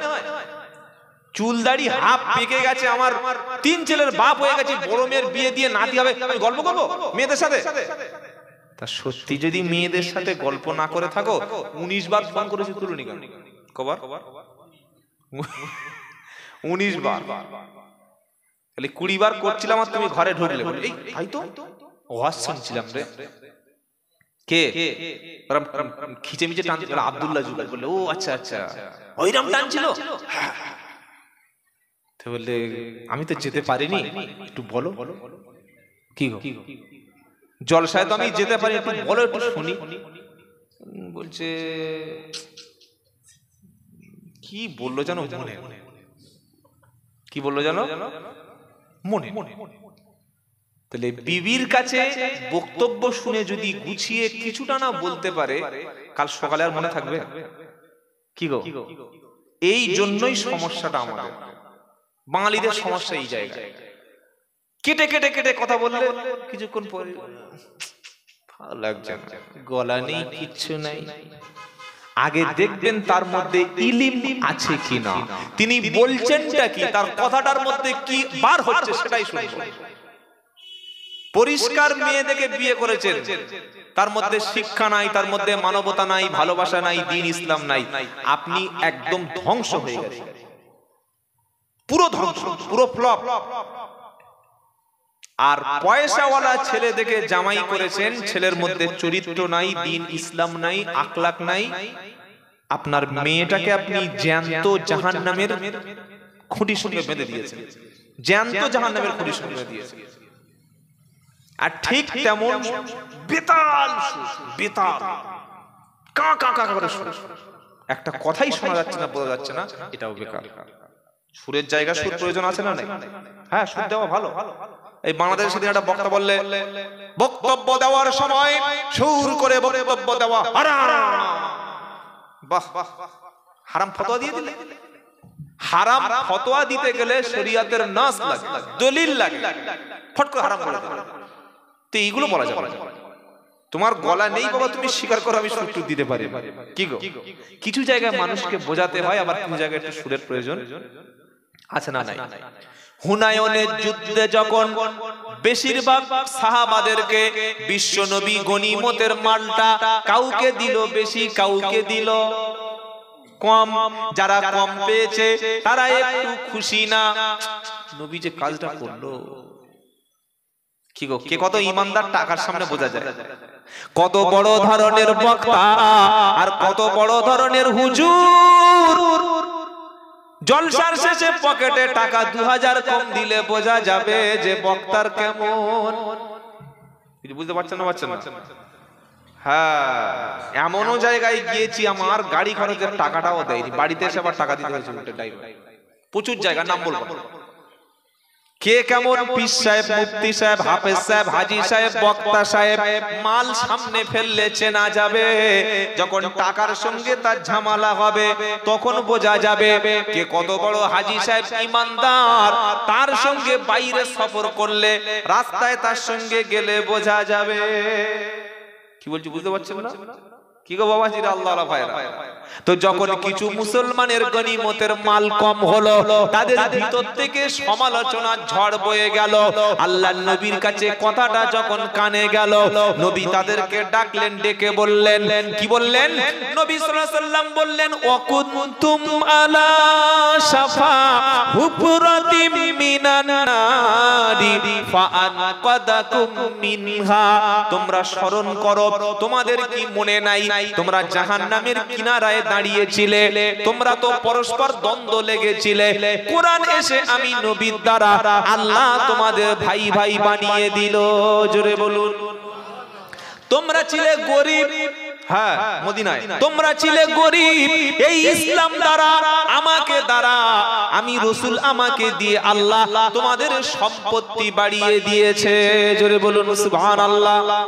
আর কি তোমরা ছিলে গোমরাহ, তোমরা ছিলে পথভ্রষ্ট, আল্লাহ এবং রাসূল চিনতে না। আমার দ্বারাই আল্লাহ তাআলা তোমাদের সম্মান এই পৃথিবীতে, নবীদের পরের সম্মান হলো সাহাবায়ে কেরাম। আল্লাহ আমার দ্বারা তোমাদেরকে সম্মান এত বেশি বাড়িয়ে দিয়েছে, যখন কোন সাহাবার নাম শুনতে হয় তখন বলতে হয় রাদিয়াল্লাহু তাআলা আনহুম ওয়া রাদু। সুবহানাল্লাহ বলবেন না? والسابقون الأولون من المهاجرين والأنصار والذين اتبعوهم بإحسان رضي الله عنهم ورضوا عنه أعد لهم جنات تجري تحتها الأنهار خالدين فيها أبدا। 11 পারা দ্বিতীয় পৃষ্ঠা প্রথম নম্বর লাইনের 100 নম্বর আয়াত, সূরার নাম তাওবা। ওয়াসাবিকুনাল আউয়ালুনা মিনাল মুহাজিরিনা ওয়াল আনসার ওয়াল্লাযীনা তাবাউহুম বিইহসান। আল্লাহ বলছেন ইসলাম কবুলের ক্ষেত্রে মক্কার মুহাজির, মদিনার আনসারদের মধ্যে প্রথমে যারা ইসলাম কবুল করেছে আর যারা তাদেরকে অনুসরণ করেছে, আমি আল্লাহ তাদের উপরে রাজি, আর তারাও আমার উপরে রাজি। তাদের জন্য রয়েছে জান্নাত, তারা হলো সাহাবায়ে কেরাম। এই বাবাজিরা, নবী তিনটি কথা বললেন, তোমরা গোমরা ছিলে, তোমরা জাহান্নামে চলে যাচ্ছিলে, আমি আমার দ্বারা তো আল্লাহ তোমাদেরকে জান্নাত রাস্তা দিয়েছেন। সুবহানাল্লাহ বলবেন না? তোমরা গরিব ছিলে, আমার দ্বারা আল্লাহ তোমাদের সম্পত্তি দিয়েছে। নাম্বার 3, তোমাদের ভাই ভাই বছরের পর বছর মারামারি অশান্তি কাটাকাটি ছিল, আমার দ্বারাই তোমরা একই প্লেটে খাচ্ছ, একই সঙ্গে নামাজ পড়ছো, কাঁধে কাঁধ মিলিয়ে দিচ্ছ, একজন কাঁদলে আরেকজন কাঁদছো, একজন বিপদে পড়লে সাহায্য করছো। তো সুতরাং আল্লাহ আমাকে এইভাবে ভাগ বন্টন করতে বলেছে, এটাই তোমরা মেনে নাও। জোরে বলুন সুবহানাল্লাহ। তাহলে কোরআনের দ্বিতীয় আয়াত থেকে আমরা 3টে শিক্ষা পেলাম। কি শিক্ষা? সকলে মিলে তাবলীগ, ফুরফুরা, আজানগাছি, কাদরিয়া, চিশতিয়া এসব দল কোরআন, এসব ভাগাভাগি করো না। আপনারা সবাই দেখছেন সারা বিশ্বের অবস্থাটা কি। এই পশ্চিম, এটা মানে ঈদগাহ তো, ঈদগাহ না? এটা কি রেলের জায়গা না বাস স্ট্যান্ডের জায়গা নাকি আল্লাহর ওয়াকফ করা সম্পত্তি? কোনটা? ওয়াকফ সম্পত্তি। এই সম্পত্তির বিরুদ্ধে, আপনাদের মসজিদের যে সম্পত্তি তার বিরুদ্ধে পার্লামেন্টে বিল কিন্তু চলে এসেছে। অনেকেই যারা শিক্ষিত সচেতন জানেন কি বিল? ঈদগাহ, কবরস্থান, মসজিদ, মাদ্রাসা সব সম্পত্তিগুলো, এগুলো সরকার নিজের ইচ্ছায় ডিস্ট্রিক্ট ম্যাজিস্ট্রেট দ্বারা এগুলোকে আপনাকে ব্যবহার করতে দেবে। ইচ্ছা করলে ঈদের নামাজ পড়তে দেবে, তা না হলে সুযোগ নাই। এই বিলটা এসছে না আসে না? কি গো, যদি আমরা এখনো তাবলীগ, ফুরফুরা, আজানগাছি, কাদরিয়া, লম্বা টুপি, গোল টুপি এইসব ছোট্ট ছোট্ট বিষয় নিয়ে যদি এখনো মারামারি করি, তারা দেখছে না? যখন ফুরফুরার একটা মসজিদ দখল হয়ে গেছে, ফুরফুরা সিলসিলার একটা ঈদগাহ দখল হয়ে গেছে, তাবলীগ জামাতের লোক বলছে বাহ খুব ভালো, খুব ভালো, খুব ভালো, ওদের নিয়েছে। কি গো, এটা বলা ঠিক হয়েছে তো? এটা বলা ঠিক হয়েছে তো? যখন বেরিলিদের একটা খানকা দখল হয়ে গেছে, তখন তাবলীগ জামাত বলছে বাহ বাহ বাহ বাহ বাহ খুব ভালো, খুব ভালো, খুব ভালো, ওদেরটা নিয়ে জামাত তো নেই। যখন তাবলীগ জামাতের একটা মার্কাজে সিল মেরে দিয়েছে সরকার, তখন ফুরফুরা সিলসিলার লোক আর ওই বেরিলি যারা আজান গাছে, এইবার ঠিক আছে, এটা ঠিক হয়েছে কি? কখনো না, কোনোদিন না। এই ভেদাভেদ গুলো আর মুসলমানদের করতে দেবেন না। ছোট্ট ছোট্ট বিষয় নিয়ে জাতির মধ্যে যারা দ্বন্দ্ব লাগাচ্ছে, এরা ইহুদিদের এজেন্টদের থেকে দূরে থাকবেন, বলুন ইনশাআল্লাহ। খবরদার, সাবধান, এই জলসা থেকে সবচেয়ে ফিতনা ছড়ায়, জলসার মাধ্যমেই ফিতনা ছড়িয়ে দিচ্ছে, ছোট্ট ছোট্ট বিষয় নিয়ে উস্কে দিচ্ছে মানুষকে, এগুলো বলতে দেবেন না। এখন আমাদের সকলকে ঐক্যভাবে থাকতে হবে, আমাদের ওয়াকফ সম্পত্তি, আমাদের মসজিদগুলি, আমাদের মাদ্রাসাগুলি বাঁচাবো, বলুন ইনশাআল্লাহ। মুসলমান নিরীহ নিরীহ ছেলেকে জঙ্গি বলে চালিয়ে দিচ্ছে, দিচ্ছে না, দেয় না? রেল লাইনের উপরে বোমা পড়া গেল মুর্শিদাবাদের সুদিতে, বোম ফাটাতে গিয়ে দুজন জঙ্গি ধরা পড়লো, কোনো টিভি চ্যানেল বললো না, কেউ বলে ছেলে দুটোর নাম কিন্তু আব্দুল্লাহ, ওবাইদুল্লাহ, ইব্রাহিম, কাসিম বা মোহাম্মদ কিছু নাম না। একজনের নাম মদন আর আরেকজনের নাম কি গো, ওই দুটোই কোন ধর্মের লোক, আমি ধর্মের দোষ দেব না, দুটোই গায়র মুসলিম, দুটোই জঙ্গি। মিডিয়া তন্ন তন্ন তন্ন করে দেখছে এদের নামের শেষে কোন রকমে ইসলাম বা মোহাম্মদ বা কোন রকম আলী এরকম কিছু জোড়ার রাস্তা পাচ্ছে না, দেখছে দুটোই মুসলমান, না তা জুড়বো কি করে? তাই একটাও টেলিভিশনের চ্যানেল খবরটা দেখায়নি। রেল লাইনের উপরে বোম রেখে বিস্ফোরণ করছিল মুর্শিদাবাদে দুদিন আগে। ওই বিস্ফোরণটা যদি হতো আর দুজন ওই ব্যক্তি যদি ধরা না পড়তো, হাজার হাজার মুসলমান ছেলেকে বিনা বিচারে বছরের পর বছর আটকে রাখতো আছে। দুজনকে ধরলো, 24 ঘন্টার আগেই জামিন হয়ে গেছে। এখনো আমরা মারামারি করছি, তাবলীগ ফুলপুর আজান গাছি কাদিয়া চিশতিয়া লম্বা টুপি গোল টুপি। কবে জাতি সজাগ হবে? আমরা সকলে এক, বলুন ইনশাআল্লাহ। এক মানে কি আমরা ওদের দল ওরা আমাদের, ব্যাপারটা তা না। যখন কেউ কলেমা পড়া ভাই বিপদে পড়বে, আমি দল দেখব না, তার পাশে দাঁড়াবো, বলুন ইনশাআল্লাহ। কলেমাওয়ালা কোন মসজিদ, আল্লাহর ঘর নামাজ যেখানে হয়, ওটা কোন দলের মসজিদ, কোন তরিকার মসজিদ দেখবো না। মসজিদের উপরে যদি বিপদ নেমে আসে, আমি জান দিয়ে হলেও আল্লাহর ঘর রক্ষা করবো, বলুন ইনশাআল্লাহ। এটার নাম হচ্ছে তাদের পাশে দাঁড়ানো। কথা মনে থাকবে ইনশাআল্লাহ। এই মেসেজটা সূরা আল ইমরানের 104 নম্বর আয়াত থেকে আল্লাহ বলছেন, তোমরা ভাই ভাই, তোমরা কোরআন মজবুত করে ধরো, ভাগাভাগি করো না, সবাই ইনশাআল্লাহ এক থাকবো। তারপর আয়াতে আল্লাহ তাআলা বলছেন, আল্লাহ পাক এবার বলছেন, ওয়াল তাকুম মিনকুম উম্মাতুন ইয়াদউনা ইলাল খায়র ইয়ামুরুনা বিল মা'রুফি ওয়া ইয়ানহাউনা আনিল মুনকার উলাইকা হুমুল মুফলিহুন। জোরে বলুন সুবহানাল্লাহ। ওয়ালতাকুম মিনকুম, তোমাদের মধ্যে এমন একটা দল থাকবে, এমন একটা দল থাকবে। ওয়ালতাকুম মিনকুম ইয়াদউনা, ওয়ালতাকুম মিনকুম ইয়াদউনা ইলাল খায়র, তোমাদের মধ্যে এমন একটা দল থাকবে যাদের কাজ হলো মানুষদেরকে ভালো পথে ডেকে আনা। জোরে বলুন সুবহানাল্লাহ। মুফাসসিরিনরা বলেছেন ওই দলটার নাম হলো, ওই যে দল মানুষেরকে ভালো পথে আনবে, ওই দলের লোকগুলো হচ্ছে আলেম এবং উলামা। এক শ্রেণীর হাক্কানি আলেম, এক শ্রেণীর হাক্কানি উলামা, যারা ফাঁসিকে ভয় পাবে না, জেলকে ভয় পাবে না, সরকারের জুলুমকে ভয় পাবে না, নির্যাতনকে ভয় পাবে না, মামলা মোকদ্দমা ভয় পাবে না, কেস কাচারিকে ভয় পাবে না। তারা মানুষদেরকে জীবন দিয়ে হলেও আল্লাহর পথে, ইসলামের পথে ডেকে আনবে। জোরে বলুন। ডাকবে তারা আল্লাহর দিকে, ডাকবে কোরআনের দিকে, ডাকবে মাদ্রাসার দিকে, ডাকবে মসজিদের দিকে। গুনাহগার ব্যক্তিদেরকে, পাপিষ্ঠ ব্যক্তিদেরকে, জালিম ব্যক্তিদেরকে, সুদখোর ব্যক্তিদেরকে ডেকে ডেকে ডেকে ডেকে ইলাল খায়র। এই আয়াতটা আল্লাহর নবী পড়ে, নবী আয়াতটা পড়লেন, পড়ার পরে বললেন ইলাল খায়র।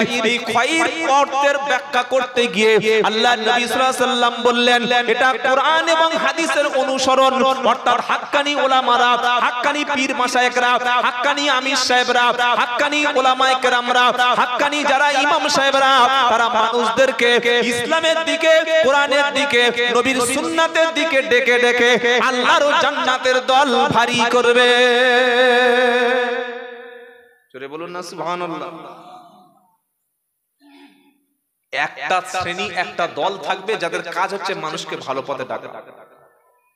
এক শ্রেণীর আলেম থাকবে, থাকবে না থাকবে না, ও জীবন দিয়ে হলে তারা ইসলামকে রক্ষা করবে, বলুন না সুবহানাল্লাহ। একটা নাম বলছি, তার নাম হচ্ছে সৈয়দ কুতুব শহীদ রাহমাতুল্লাহ আলাইহি, মিশরে বাড়ি। তিনি একটা তাফসীর লিখেছেন, তাফসীরের নাম হচ্ছে ফি দিলালিল কোরআন। এই তাফসীরটা আমার কাছে আছে প্রায় 3000 পৃষ্ঠার তাফসীর, 30টি খণ্ড। তো এই কোরআনের তাফসীর লেখার কারণে তার জেল হলো এবং ফাঁসির অর্ডার শুনিয়ে দেওয়া হলো। ফাঁসির অর্ডার, যখন ফাঁসির অর্ডার শুনিয়ে দেওয়া হলো, প্রত্যেকটা জেলখানায় ইমাম থাকে, জানেন না? হ্যাঁ, জেলখানার ইমাম থাকে। ওই ইমামদের কাজ বন্দীদের নামাজ পড়ানো, এবং যদি কোনো মুসলিম ব্যক্তিকে ফাঁসি দেওয়া হয়, মৃত্যুদণ্ড দেওয়া হয়, মরণের আগের মুহূর্তে তার সেলের মধ্যে গিয়ে তার কলেমা পড়িয়ে দেওয়া। সৈয়দ কুতুব শাহিদ রহমতুল্লাহ আলাইহি কোরআনের তাফসীর লেখার কারণে জেল হলো মিশরে, ফাঁসি হবে, কোনো অপরাধ নাই, তিনি কোরআনের ব্যাখ্যা লিখেছেন, এজন্য ফাঁসি। কোরআন পড়লে কিন্তু কেউ আপনার খারাপ বলবেন না। কোরআন পড়ে আপনি খানা করুন, কোরআন পড়ে খতম করুন, বারবার সবাই টাকা দেবে, কিন্তু কোরআনের ব্যাখ্যা যখন শুরু হবে সেই সময় লোক আপনার দুশমন হবে। কেন জানেন? কারণ হলো কোরআনের ব্যাখ্যাটা এমন, এই ব্যাখ্যাটা যখন মানুষের সামনে খোলাসা হয়ে যাবে, ব্যাখ্যা শুরু হবে, তখন অন্যায়কারী, জালিম যারা, খোদাদ্রোহী যারা, দেশদ্রোহী যারা, দুশমন যারা, পাপাচারী যারা, তারা কোনোদিন বরদাস্ত করতে পারবে না। কারণ কোরআনের ব্যাখ্যা হলো সমাজের খারাপগুলো চোখে আঙ্গুল দিয়ে দেখিয়ে দিয়েছে, এই কথা আল্লাহ বলেছে, সহ্য করতে পারবে? কি গো, আপনি সুদের আয়াতটা আরবিতে সুদখোরের বাড়ি পড়ুন, আপনার এক কদম পড়ে 500 টাকা দেবে, দেবে না? দেবে না। আর সুদখোরের বাড়ি যদি বলুন যে সুদের খাওয়া মানে হচ্ছে আল্লাহ রাসূলের বিরুদ্ধে যুদ্ধ করা, কোরআন থেকে বলুন, আর টাকা দেবে? কে তোর সওয়াল কি বলবো না বলবো? সৈয়দ কুতুব শাহিদকে কলেমা পড়াতে এসেছে মাওলানা, এসে বলছে বলো লা ইলাহা ইল্লাল্লাহ। বলে তাই নাকি? বলে হ্যাঁ। ফাঁসি হবে সৈয়দ কুতুব শাহিদ কোরআন লেখার কারণে, তাকে বললো কলেমা পড়ো, একটু পরে তোমার ফাঁসি হবে। সৈয়দ কুতুব শাহিদ বলছে শোনো, তুমি কিসের চাকরি করো? বললে সরকারের। তুমি যে আমাকে কলেমা পড়াতে এসেছো, এই কলেমাটা পড়িয়ে তুমি টাকা পাবে কি পাবে না? কি গো, পাবে না? পাবে না? তুমি টাকা পাবে, তুমি খাবার পাবে, তুমি রুজি পাবে, সেই রুজিতে তোমার বিবি বাচ্চার সংসার চলবে। যে কলেমা তুমি আমাকে পড়িয়ে তোমার রুজির ব্যবস্থা করে নিচ্ছ, তুমি কি জানো কেন ফাঁসি হচ্ছে? ওই কলেমার ব্যাখ্যাটা লেখার জন্য আমাকে ফাঁসিতে ঝুলতে হচ্ছে। সুতরাং তোমার কলেমা আর আমার কলেমা কিন্তু এক। জোরে বলো আহা। এক কলেমা তোমার রুটি রুজি, এক কলেমা ফাঁসি। এই কলেমা বলে নবী মার খেয়েছিলেন, সাহাবারা জীবন দিয়েছেন, আর সেই কলেমার আমরা বক্তারা বক্তব্য করে 10,000, 20,000, 30,000। আল্লাহুম্মা আমিন। হ্যাঁ, পার্থক্য আছে বন্ধু, পার্থক্য আছে, ভাবতে হবে বাবাজিরা, আল্লাহ ভাইরা। তো আল্লাহ বলছে এক শ্রেণীর মানুষ থাকবে, এক শ্রেণীর আলেম থাকবে, যারা মানুষদেরকে সঠিক পথে আল্লাহর দিকে ডাকবে। জোরে বলুন সুবহানাল্লাহ। এবং তাদের মধ্যে দুটো কাজ থাকবে। কটা কটা ভাই বলুন? কি কি? আল্লাহ বলছেন তার কাজটা কি? ইয়া আমরুনা বিল মারুফি ওয়া ইয়ানহাউনা আনিল মুনকার। ইয়া আমরুনা বিল মারুফি ওয়া ইয়ানহাউনা আনিল মুনকার। তাদের মধ্যে দুটি কাজ থাকবে, একটা হলো সৎ কাজের আদেশ, অসৎ কাজের, জোরে বলুন, ভালো কাজের আদেশ করবে, খারাপ কাজ থেকে মানুষদেরকে নিষেধ করবে। আবার এই কথাটা আল্লাহ সূরা হজের মধ্যে বলছে 41 নম্বর আয়াতে, আল্লাযীনা ইম্মাক্কানাহুম ফিল আরদ আকামুস সালাতা ওয়া আতাউজ যাকাতা ওয়া আমারু বিল মারুফি ওয়া নাহাউ আনিল মুনকার ওয়ালিল্লাহি আকিবাতুল উমুর। আল্লাহ বলছেন আমি যদি মুসলমানদের হাতে ক্ষমতা দিই, মুসলমানদেরকে ক্ষমতায় আনি, তারা চারটে কাজ করবে। কি কি? আল্লাযীনা ইম্মাক্কানাহুম ফিল আরদ আকামুস সালাতা। মুসলমানদের হাতে পাওয়ারে আসলে, ক্ষমতায় আসলে চারটে কাজ করবে। প্রথম, নামাজ কায়েম করবে। আকামুস সালাতা, নামাজ কায়েম করবে। ও আতাউজ যাকাতা, যাকাত প্রদান করবে রাষ্ট্রীয়ভাবে। আর 3 নম্বর, ও আমারু বিল মারুফি ওয়া নাহাউ আনিল মুনকার। সৎ কাজের আদেশ করবে, অসৎ কাজের জোরে বলবেন না সুবহানাল্লাহ। আবার আল্লাহ বলছেন সূরা তাওবা 112 নম্বর আয়াতে 11 নম্বর আয়াতে যে মুমিন ব্যক্তিরা যারা জান্নাতি ব্যক্তি তাদের মধ্যে 8টা গুণ থাকবে। জোরে বলুন সুবহানাল্লাহ। কটা কটা? তার মধ্যে কি কি শুনবেন?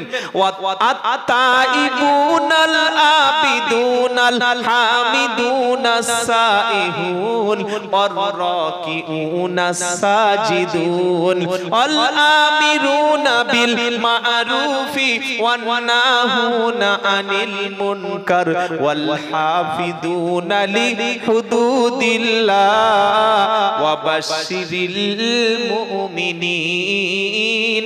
জোরে হবে না সুবহানাল্লাহ। আল্লাহ বলছেন মুমিন ব্যক্তি যাদের জন্য জান্নাত তাদের মধ্যে 8টা গুণ থাকবে। আত-তাইবুনাল তারা তওবাকারী, ওয়াল আবিদুনা তারা ইবাদতকারী, ওয়াল হামিদুনা আল্লাহর প্রশংসাকারী, ওয়াস সাইহুনা তারা রোজাদার, ওয়াস সাইহুনা রাকিউন তারা রুকুকারী, ওয়াস সাজিদুন সিজদাকারী মানে তারা নামাজি। জোরে বলুন কটা হলো? 6টা। 7 নম্বর আল আমিরুনা বিল মারুফ তারা সৎ কাজের আদেশকারী, ওয়ান নাহুনা আনিল মুনকার অসৎ কাজের সুবহানাল্লাহ বলবেন না? ওয়াল হাফিদুনা লিহুদুদিল্লাহ আর আল্লাহর যে হুকুম, আল্লাহর যে বর্ডার, আল্লাহর যে নির্দেশ, এই আল্লাহর হুকুমের নির্দেশের তারা হেফাজত করবে। বলুন সুবহানাল্লাহ। এবার আল্লাহ কি বলছে? ওয়া বাশশিরিল মুমিনিন। এই 8টা গুণ যার মধ্যে থাকবে তারা মুমিন, তাদের জন্য সুসংবাদ। সৎ কাজের আদেশ আর অসৎ কাজের নিষেধ কত গুরুত্ব বুঝতে পারছেন? পাচ্ছেন না? আবার যাদের জন্য আল্লাহ জান্নাতে ঘর তৈরি করে রেখেছে তাদের মধ্যে এই গুণটা থাকবে। যেমন সুবহানাল্লাহ। জান্নাতে ঘর, আরে আমার দিকে দেখুন, হ্যালো, কি আশ্চর্য, জান্নাতে ঘর তৈরি করে রেখেছে তাদের জন্য এই গুণটা থাকবে। কোন গুণ? ভালো কাজের আদেশ আর অসৎ কাজের। আল্লাহ বলছেন, কি বলছেন? ওয়াল মুমিনুনা ওয়াল মুমিনাতু বা'দুহুম আউলিয়াউ বা'দ ইয়া'মুরুনা বিল মা'রুফি ওয়া ইয়ানহাউনা আনিল মুনকার ওয়া ইউকিমুনাস সালাতা ওয়া ইউতিউনাজ যাকাতা ওয়া ইউতিউনাল্লাহা ওয়া রাসূলাহু উলাইকা সায়ারহামুহুমুল্লাহ। 10 নম্বর পারা 17 নম্বর পৃষ্ঠা 9 নম্বর লাইন 71 নম্বর আয়াত। আল্লাহ বলছে একদল মুমিন আরেকদল মুমিনা নারীর বন্ধু, নামাজ পড়বে, পরস্পর তারা যাকাত প্রদান করবে, আল্লাহ এবং রাসূলের তারা আনুগত্য করবে আর সৎ কাজের আদেশ করবে, অসৎ কাজের নিষেধ করবে। আল্লাহর রহমতটা তাদের উপরে থাকবে। জোরে বলুন। এরকম প্রচুর আয়াত কোরআনে আছে, মোটামুটি 4-5টা আপনাদের উদাহরণ দিলাম সৎ কাজের আদেশ আর অসৎ কাজের নিষেধ। এবার নবীর একটা হাদিস শোনাই এই আয়াতের প্রেক্ষাপটে। নবী বললেন, তোমাদের সামনে, তোমাদের সোসাইটিতে, তোমাদের পাড়ায়, তোমাদের মহল্লায় যদি কোনো অন্যায় কাজ হয় তোমরা মসজিদে বসে বসে দোয়া করবে, তাই নাকি? নিষেধ করতে হবে না? হবে না? হবে। তোমাদের মধ্যে যখন শরিয়াত বিরোধী, দ্বীন বিরোধী, ইসলাম বিরোধী যখন তোমরা কোনো কাজ দেখবে 3টি স্টেপ নেবে। কটা? একটু মুখটা খুলুন ইনশাআল্লাহ সবাই। কটা? 1 নম্বর, ক্ষমতা দিয়ে, হাত দিয়ে, পাওয়ার দিয়ে রুখে দেবে। এটা হলো 1 নম্বর ইমানদার। 1 নম্বর ইমানদারের মধ্যে ঈমান যদি না থাকে, নবী সাল্লাল্লাহু আলাইহি ওয়াসাল্লাম বললেন, মান রাআ মিনকুম মুনকারা ফালিয়ুগাইর বিয়াদিহি। তোমার যদি শরীয়ত বিরোধী কোনো কাজ দেখো, হাত দিয়ে, ক্ষমতা দিয়ে রুখে দেবে। ফাইল্লাম ইস্তাতি ফাবি লিসানিহি। যদি তুমি হাত চালাতে অপারগ হও, অপরাধ দেখে, অন্যায় দেখে, বাজে কাজ দেখে, সমাজ বিরোধী কাজ দেখে, হারাম দেখে, অশ্লীল কাজ দেখে যদি তোমার হাত চালানোর মতো ক্ষমতা না থাকে, ফাইল্লা নাস্তাতি ফাবি লিসানিহি, কমপক্ষে মুখ দিয়ে তুমি, মুখ দিয়ে নিষেধ করে, আমরা নিষেধ করি, মসজিদের পাশে বসে বসে ছেলেরা ফ্রি ফায়ার খেলছে, মসজিদের পাশেই গান বাজনা হচ্ছে, মসজিদ মহল্লার পাশে ড্যান্স চলছে, একই মসজিদের মধ্যে বিয়ে বাড়িতে গান হচ্ছে, পয়লা জানুয়ারির দিন ছেলেরা জানোয়ারের মতো চিংড়ির মতো লাফাচ্ছে, নিষেধ করছে কেউ? কি গো বলো না? ও ছেলে, ওরা এখনকার ছোট ছোট ছেলে পারে না। কালকের বিয়ে আজকের গায়ে হলুদ, গায়ে হলুদের রাত, অর্থাৎ আমাদের আপনাদের এলাকায় কি বলে গায়ে হলুদ? গায়ে হলুদ বলে না বিয়ের আগে? ওই রাত্রে এরকম দুপিয়ার বড় বড় জেবিএল বক্স চলে এসেছে। কি হয় তো বক্স বাজানো হয় না বিয়ের আগে মাঝে মাঝে অনুষ্ঠানে? পয়সাওয়ালা লোকের বাড়িতে হয়, গরিব লোকের অত ক্ষমতা নাই। বিশাল বড় বড় বক্স বিয়ের আগের রাতে গান আর বাজনা কার বলে সর্বনাশ। জেবিএলে যা সাউন্ড, মাইয়ের উঠে এরকম দেখবে যে কি এরকম আত্মভয়ঙ্কর। ইমাম সাহেব বুড়ো মানুষ, সালাম ফিরিয়ে এসে নামাজের পরে বলছে কার বাড়ি বিয়ে হচ্ছে? বলছে হুজুর তোমার বলেনি? বলছে না আমার এখন বলেনি। ইমাম সাহেবকে সবার শেষে দাওয়াত করতে হয়, তাই তো?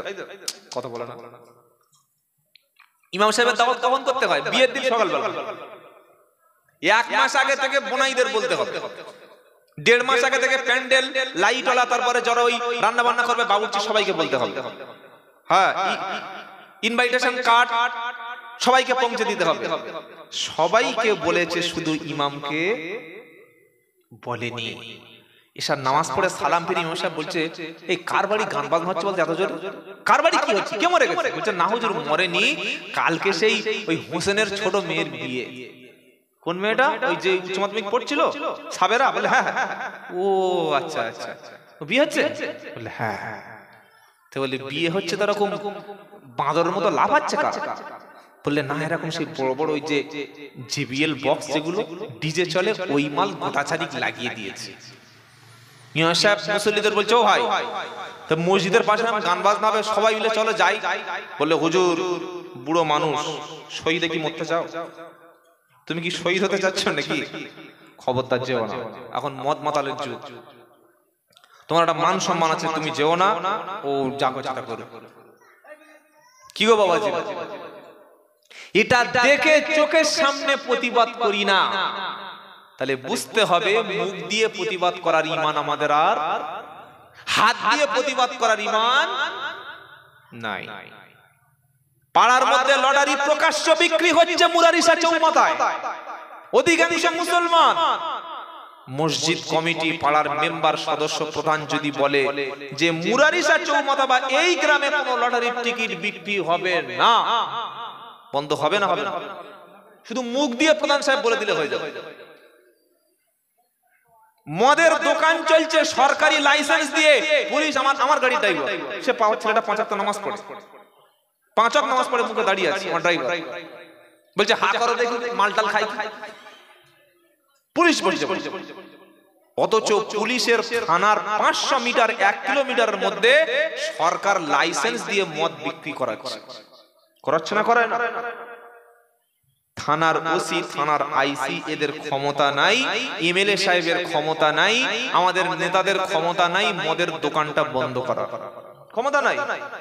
বন্ধ করতে গেলে আপনি সঙ্গে সঙ্গে গ্রেফতার হয়ে যাবেন, কারণ সরকার অনুমতি দিয়েছে মদের লাইসেন্সে। তাহলে আমাদের ছেলেরা মদ খাবে, যত মদ বিক্রি হবে তত মাতাল বাড়বে, মাতাল যত বাড়বে তত স্কুলে যাওয়া ছেলেপুলে কমবে, যত স্কুলে ছেলেপুলে কমবে যত মূর্খ বাড়বে তত মদ বিক্রি হবে। হিসাব মিলে যাচ্ছে, যত মূর্খ তৈরি হবে তত মদের বোতল বেশি বিক্রি হবে। তো আমরা দেখে যদি অন্যায় না প্রতিবাদ করি তাহলে আমার ঈমান কোথায় আছে? আমার বাড়ির মেয়েটা, আমি হাজি, আমি নামাজি, আমার মেয়েটা এমন ড্রেস পরে জলসার দিন ঘুরছে, এমন ড্রেস পরে পয়লা জানুয়ারি বার হয়েছে, যে দেখছে তার চোখ থেকে চোখ হয়ে যাচ্ছে, তাকাতে পারছে না। এই একটু আগে ওখানে আসছি, আমার একটা প্রোগ্রাম ছিল ওখানে, ওই আপনার বসেটা ওই দিকে সন্ধ্যাবেলা, এই আপনার পেট্রোল পাম্পটা পারে ওপারে আসছে, এটা মেলা। তা আসছি, এবার গাড়ির লাইট তো সামনে পড়ে, আমি চোখ কি বন্ধ করে যাবো? চোখ তো অন্তত আমাদের খোলা রাখতে হবে নাকি? একটা মেয়ে পোশাক পরেছে শুধু উপর থেকে এই পর্যন্ত, মানে কোমরের নিচে 4 ইঞ্চি, তার নিচে কিচ্ছু নেই, পুরো ফাঁকা। এটা পোশাক? এটাই ফেরেশতার মেয়ে না জিনের মেয়ে? এটা আমাদের মেয়ে। আমরা কিনে দিচ্ছি, তারা পড়ছে। আবার বাপ গর্বের সঙ্গে বলছে, তোমরা মৌলবীরা তোমাদের নজর খারাপ কেন গো, তোমরা দেখো কেন গো, চোখ নামাতে পারো না? কি ওরা লাইট তোমার চোখে মারবে, তোমার চোখ নামিয়ে রাখতে হবে। কি গো? হ্যাঁ, ওরা তোমার চোখের সামনে এসে নাচবে, তোমার চুপ থাকতে হবে, তবে তুমি ভালো মুসলমান। বাবাজিরা, আল্লাহ ভাইরা, যারা যুবক এসেছেন, মুসলমান এসেছেন, আপনার অঞ্চলে আপনার এলাকার মধ্যে তাসের আড্ডা যদি হয়, মদের আড্ডা যদি হয়, গান বাজনার আড্ডা যদি হয়, হারাম কাজ যদি হয়, এই জলসা কমিটি, ঈদগাহ কমিটি আপনাদের যোগ্য ইমামকে সঙ্গে করে নিয়ে, পাড়ার যিনি সদস্য আছেন, প্রধান আছেন, তার সঙ্গে করে নিয়ে শরীয়তের প্রত্যেকটি হারাম কাজ আপনারা বন্ধ করবেন। বলুন ইনশাআল্লাহ, বলুন ইনশাআল্লাহ। এটাই নবীর কথা ছিল, এটাই কোরআনের বাণী। নবী কি বললেন? শরিয়াত বিরোধী কাজ দেখলে হাত চালাও, হাত চালিয়ে যদি রুখে দিতে পারো, এটা হলো 1 নম্বর ঈমান। ফাইল্লাম ইস্তাতি ফাবি লিসানিহি, হাত দিয়ে প্রতিবাদ করে যদি রুখে না দিতে পারো, কমপক্ষে মুখ দিয়ে প্রতিবাদ করো। এই মুখ দিয়ে প্রতিবাদ করা হলো দ্বিতীয় ক্লাস, সেকেন্ড ক্লাস, দ্বিতীয় ঈমান। ফাইল্লাম ইস্তাতি ফাবি কলবিহি, মুখ দিয়ে যদি তোমরা প্রতিবাদ না করতে পারো, অন্যায় যদি না রুখে দিতে পারো, কমপক্ষে তোমার অন্তরের মধ্যে থেকে ঘৃণা নজরে সেই কাজটা এড়িয়ে চলো। ঘৃণা সহকারে ওই সমাজকে তুমি বয়কট করে দাও। তোমার অন্তরের ঈমানের ঘৃণায় তুমি তার সঙ্গে দেখা করা, তার সঙ্গে খাওয়া, তার সঙ্গে চলাফেরা বন্ধ করে দাও। অন্তর থেকে ঘৃণা করে দূরে সরে যাওয়ার নাম হলো তালিকা আদওয়াফুল ঈমান। এটা হলো সবচাইতে দুর্বল ঈমান।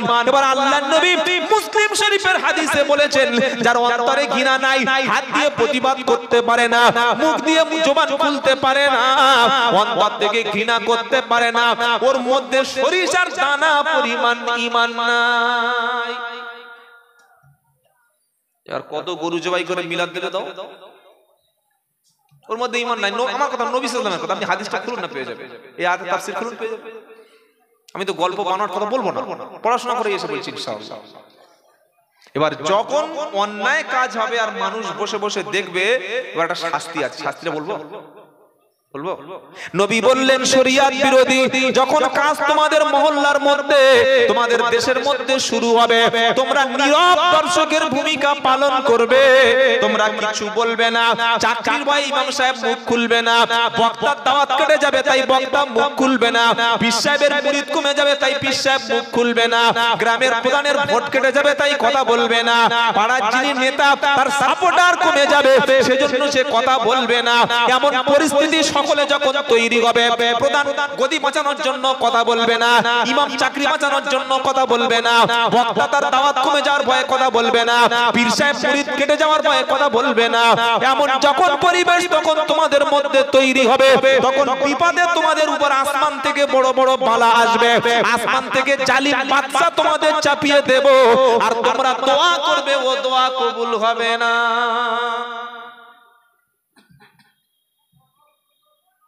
আর বক্তব্য করতে হয় বলে মনে হচ্ছে না, এখন শেষ করে দেবো।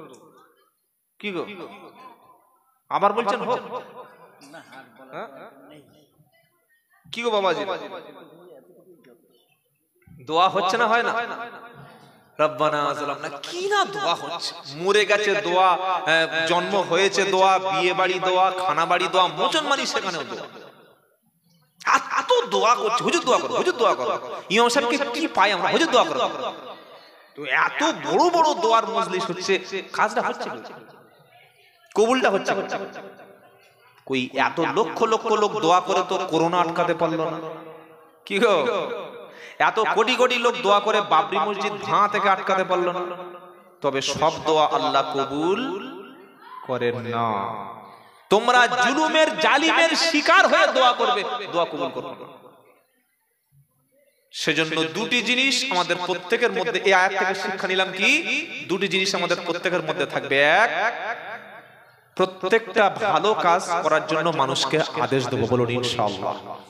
আপনি যদি একজন মানুষকেই বলেন যে ভাই তুমি তো মুসলমানের ছেলে, নামাজটা পড়ে নাও না ভাই, এটা আপনি ভালোভাবে বললেন, ভাই তুমি কোরআনটা শিখে নাও, চলো মসজিদে যাই, এটা বলার দ্বারা যদি একটা মানুষ ভালো হয়ে যায়, এর সওয়াব আপনি কবরে শুয়ে শুয়ে পাবেন। জোরে বলুন সুবহানাল্লাহ। মানুষকে সব সময় ভালো নসিহত করবেন, ভালো ভালো কথা বলবেন। আপনার ছেলেকে আপনি বোঝাবেন, ছেলে মাতাল হয়েছে, ছেলে বেনামাজি হয়েছে, ছেলে অবাধ্য, ধমক দিচ্ছে, ঘর থেকে বাড়াই যা, মুসলমানের ছেলে, ওরকম করলে কিছু হবে না। ও যা হওয়ার তা হয়ে গেছে, ও আর হবে না। তাকে ভালোবেসে কোলের কাছে এনে বুঝিয়ে বলতে হবে, তাকে আল্লাহর দিকে ডেকে নিতে হবে, তবে আপনার ছেলে হেদায়েত হবে। জোরে বলুন সুবহানাল্লাহ। এটা আমি আব্দুল্লাহ জুবায়ের আমার কথা না, আপনি মানুষকে কিভাবে দিনের দিকে ডাকবেন এটা আল্লাহ বলেছেন। কি বলেছেন? উদ্দু ইলা সাবিলি রাব্বিকা বিল হিকমাতি ওয়াল মাউইযাতিল হাসানা ওয়াজাদিলহুম বিল্লাতী হিয়া আহসান ইন্না রাব্বাকা হুয়া আ'লামু বিমান দাল্লা আন সাবিলিহি ওয়া হুয়া আ'লামু বিল মুহতাদিন। 14 নম্বর পারা 20 নম্বর পৃষ্ঠা 11 নম্বর লাইন 125 নম্বর আয়াত সূরার নাম নাহাল। খারাপ মানুষ, বদকার মানুষ, পাপিষ্ট মানুষ, তাদেরকে আপনি কিভাবে আল্লাহর দিকে ফেরাবেন? উদ্দু ইলা সাবিলি রাব্বিকা বিল হিকমাতি ওয়াল মাউইযাতিল হাসানা। মিষ্টি মিষ্টি কথা বলো, সুন্দর সুন্দর যুক্তি দাও, ভালো ভালো ওয়াজ নসিহত করো। তোমার ছেলেকে তুমি বাপ যত সুন্দর করে বক্তব্য করতে পারবে, মেয়েকে মা যত সুন্দর করে বোঝাতে পারবে, আমি আব্দুল্লাহ জুবায়ের অত সুন্দর পারবো না। একটা বেপরদা স্ত্রীকে স্বামী ভালোবাসা দিয়ে মোহাব্বত করে কাছে টেনে নিয়ে বলবে, বিবি আমি নামাজ পড়ি, আমি কোরআন পড়ি, আমার মুখে দাড়ি আছে, কিন্তু তোমার নামাজ নাই, তুমি বেপরদায় চলো, 5টা পুরুষের সঙ্গে কথা বলো, সবার সামনে মাথার চুল খুলে রাখো, এ কাজটা কিন্তু মোটে ঠিক না। বিবি বলবে কেন? স্বামী বলবে, বিবি আমি কলেমা পড়েছি, আল্লাহ আমাকে জান্নাত দেবে, বলো তুমি সারা জীবন আমার সঙ্গে জান্নাতে থাকতে চাও কি চাও না? বিবি বলবে অবশ্যই থাকতে চাই। তখন স্বামী বলবে, থাকতে যদি চাও চলো আজকে রাতে তাহাজ্জুদে বিছানাটা গুড়িয়ে দুজনে তাহাজ্জুদে কেঁদে তোমার আর আমার গুনাহগুলি মাফ করে চলো দুজনে আল্লাহর বান্দি হয়ে যাই। জোরে বলুন সুবহানাল্লাহ। বলল হুজুর বিছানা গুড়িয়ে রাতের বেলা কেঁদে আল্লাহর বান্দি হতে হবে, কে বলেছে? তাতাজাফা জুনুবুহুম আনিল মাদাজি ইয়াদউনা রাব্বাহুম খাওফাও ওয়া তামা ওয়া মিম্মা রাযাকনাহুম ইনফিকুন। 21 নম্বর পারা 7 নম্বর লাইন 16 নম্বর আয়াত সূরার নাম সাজদা। আল্লাহ বলছেন, তাতাজাফা জুনুবুহুম আনিল মাদাজি ইয়াদউনা রাব্বাহুম খাওফাও ওয়া তামা। রাত যখন গভীর হবে, সবাই যখন ঘুমিয়ে যাবে, সবাই যখন বিছানায় চলে যাবে, তুমি আল্লাহর কাছে উঠবে, বিছানাটা গুড়িয়ে দেবে, বিবিকে সাথে করে নেবে, আল্লাহর কাছে বলবে, আল্লাহ জান্নাতের আশায় জাহান্নামের ভয়ে আমরা দুজনে কেঁদেছি, রব্বানা দুজনকে আগুন থেকে তুমি বাঁচিয়ে নাও। স্বামীর চোখের পানি যখন সিজদায় পড়ে যাবে, বিবির চোখের পানি যখন সিজদায় পড়ে যাবে, আমার আল্লাহ বলছে, ফেরেশতারা রে, যে স্বামী তার স্ত্রীর জন্য, যে স্ত্রী তার স্বামীর জন্য পরস্পর নামাজের পাটিতে বসে কাঁদে, তোরা সাক্ষী থাক, আমি আল্লাহ তাদের দুজনকেই জান্নাতে দেব। জোরে বলুন সুবহানাল্লাহ। বলে যে দুজনে জান্নাতে দেবে, দলিল দাও। কোরআন বলছে, ওযু করে কোরআন খুলে জেনে নাও, ইয়া ইবাদিল্লাহ খাউফুন আলাইকুমুল ইয়াউমা ওয়ালা আনতুম তাহজানুন আল্লাযীনা আমানু বিআয়াতিনা ওয়া কানু মুসলিমিন। পারা নাম্বার 25 পৃষ্ঠা নাম্বার 16 লাইন নাম্বার 5 আয়াত নাম্বার 68 সূরার নাম যুকরুফ। আল্লাহ তাআলা কিয়ামতের দিন এক শ্রেণীর বান্দাকে সেদিন আল্লাহ নিজে ডেকে নেবে, কোন দিকে? জান্নাতের দিকে ডাকবে, ডেকে বলবে ইয়া ইবাদ, হে আমার বান্দা, লা খাউফুন আলাইকুমুল ইয়াউম, আজ তোমাদের ভয় নাই, ওয়ালা আনতুম তাহজানুন, আজ তোমাদের চিন্তা নাই। কারা? আল্লাযীনা আমানু বিআয়াতিনা ওয়া কানু মুসলিমিন, আমার কোরআনের উপরে ঈমান এনেছিলে, কোরআন শুনে বিশ্বাস যারা করেছিলে, মুসলমান হয়ে কবরে যারা এসেছিলে, আজ তোমাদের ভয় নাই, চিন্তা নাই। জোরে বলো, চলো চলো জান্নাতে চলো। কোরআন এটা যে পড়ায় আত্মা, উদখুলুল জান্নাতা, উদখুলুল জান্নাতা, আল্লাহ বলবে চলো জান্নাতে। তখন স্ত্রী বলবে কই, তুমি বললে যে তোমার সাথে যাবো, তার সাথে তুমি চলে যাচ্ছ, কি গো? হ্যাঁ, পাশের বাড়ি বিয়ে হচ্ছে, দাওয়াত করতে এসেছে, তো স্বামী বলছে আমরা কজন যাব? তুমি আসবে। কজন যাবো বলো? ওদিন আমার বাড়িতে শুধু বউ আর আমি দুজনে খাই, আমি চলে গেলে বউ একা খাবে? ঠিক আছে, তোমার বউকে সঙ্গে করে নেবে। আর যেদিন বিয়ে হচ্ছে সেদিন স্বামী যদি একা চলে যায়, বউটা মন খারাপ করবে না? করবে না? কি গো, করবে না? এগো তোমার দাওয়াত করে গেছে, আমার বলে তুমি নিয়ে যাবে না? তুই যাবি না? চল চল চল। কি গো, সব জায়গায় নিজের ভালোবাসার মানুষকে নিয়ে ঘুরতে ভালো লাগে না? লাগে না? কথা বল, ভালো লাগে না? ভালোবাসেন নাই আপনার মনে হচ্ছে নাকি? নিজের স্ত্রীকে তো অন্তত ভালোবাসে। হ্যাঁ, প্রত্যেকটা জায়গায় ভালোবাসার মানুষের হাত ধরে ঘুরতে, তার সঙ্গে হাঁটতে, তাকে নিয়ে গল্প করতে, একই সঙ্গে খেতে ভালো লাগে না? লাগে না? লাগে। সত্যি লাগে নাকি মিছে মিছে? তো ঠিক জান্নাতে আল্লাহ বলবে তুমি যখন এসেছো তোমার বউকে নাও। জোরে বলুন সুবহানাল্লাহ। আল্লাহ বলছে উদখুলুল জান্নাতা আনতুম ওয়া আযওয়াজুকুম তুহবারুন, তুমি যাও আর তোমার সঙ্গিনীটাকে নিয়ে দুজনে আনন্দে প্রবেশ করো। বলুন সুবহানাল্লাহ। আজ থেকে ফিরে গিয়ে আপনার স্ত্রীকে বোঝাবে, মেয়েদেরকে ভালোবেসে বললে তারা হেদায়েত হয়, ধমক দিলে হয় না। এই বেহায়া, মাথায় কাপড় দিস না, আজান হচ্ছে নামাজ পড়িস না, কি রে তুই? ওরকম কথা বললে জীবনে ভালো হবে না।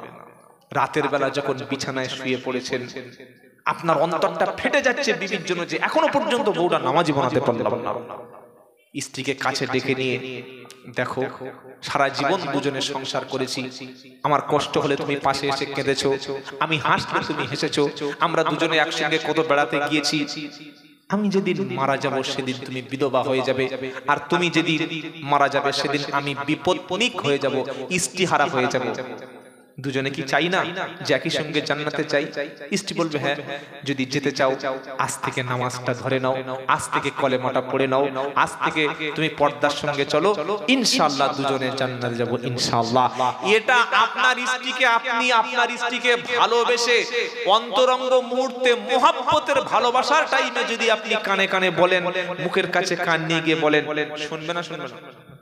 কথা বলেন, শুনবে। এজন্য প্রত্যেককে আল্লাহ তাআলা তার নিজের নিকটাত্মীয় ব্যক্তি সম্পর্কে অভিভাবক বানিয়ে দিয়েছে। আপনি আপনার বাড়ির মধ্যে আপনি অভিভাবক, আপনার স্বামী আপনার স্ত্রীর কাছে আপনি অভিভাবক, আপনি বড় ভাই, আপনার পুরো পরিবার সম্পর্কে আল্লাহর কাছে জবাবদিহি করতে হবে, এড়িয়ে যেতে পারবেন না। সেজন্য আমরা সত্য কথাগুলো আমাদের বাড়িতে আমাদের স্ত্রীদেরকে, আমাদের বোনদেরকে বলবো ইনশাআল্লাহ।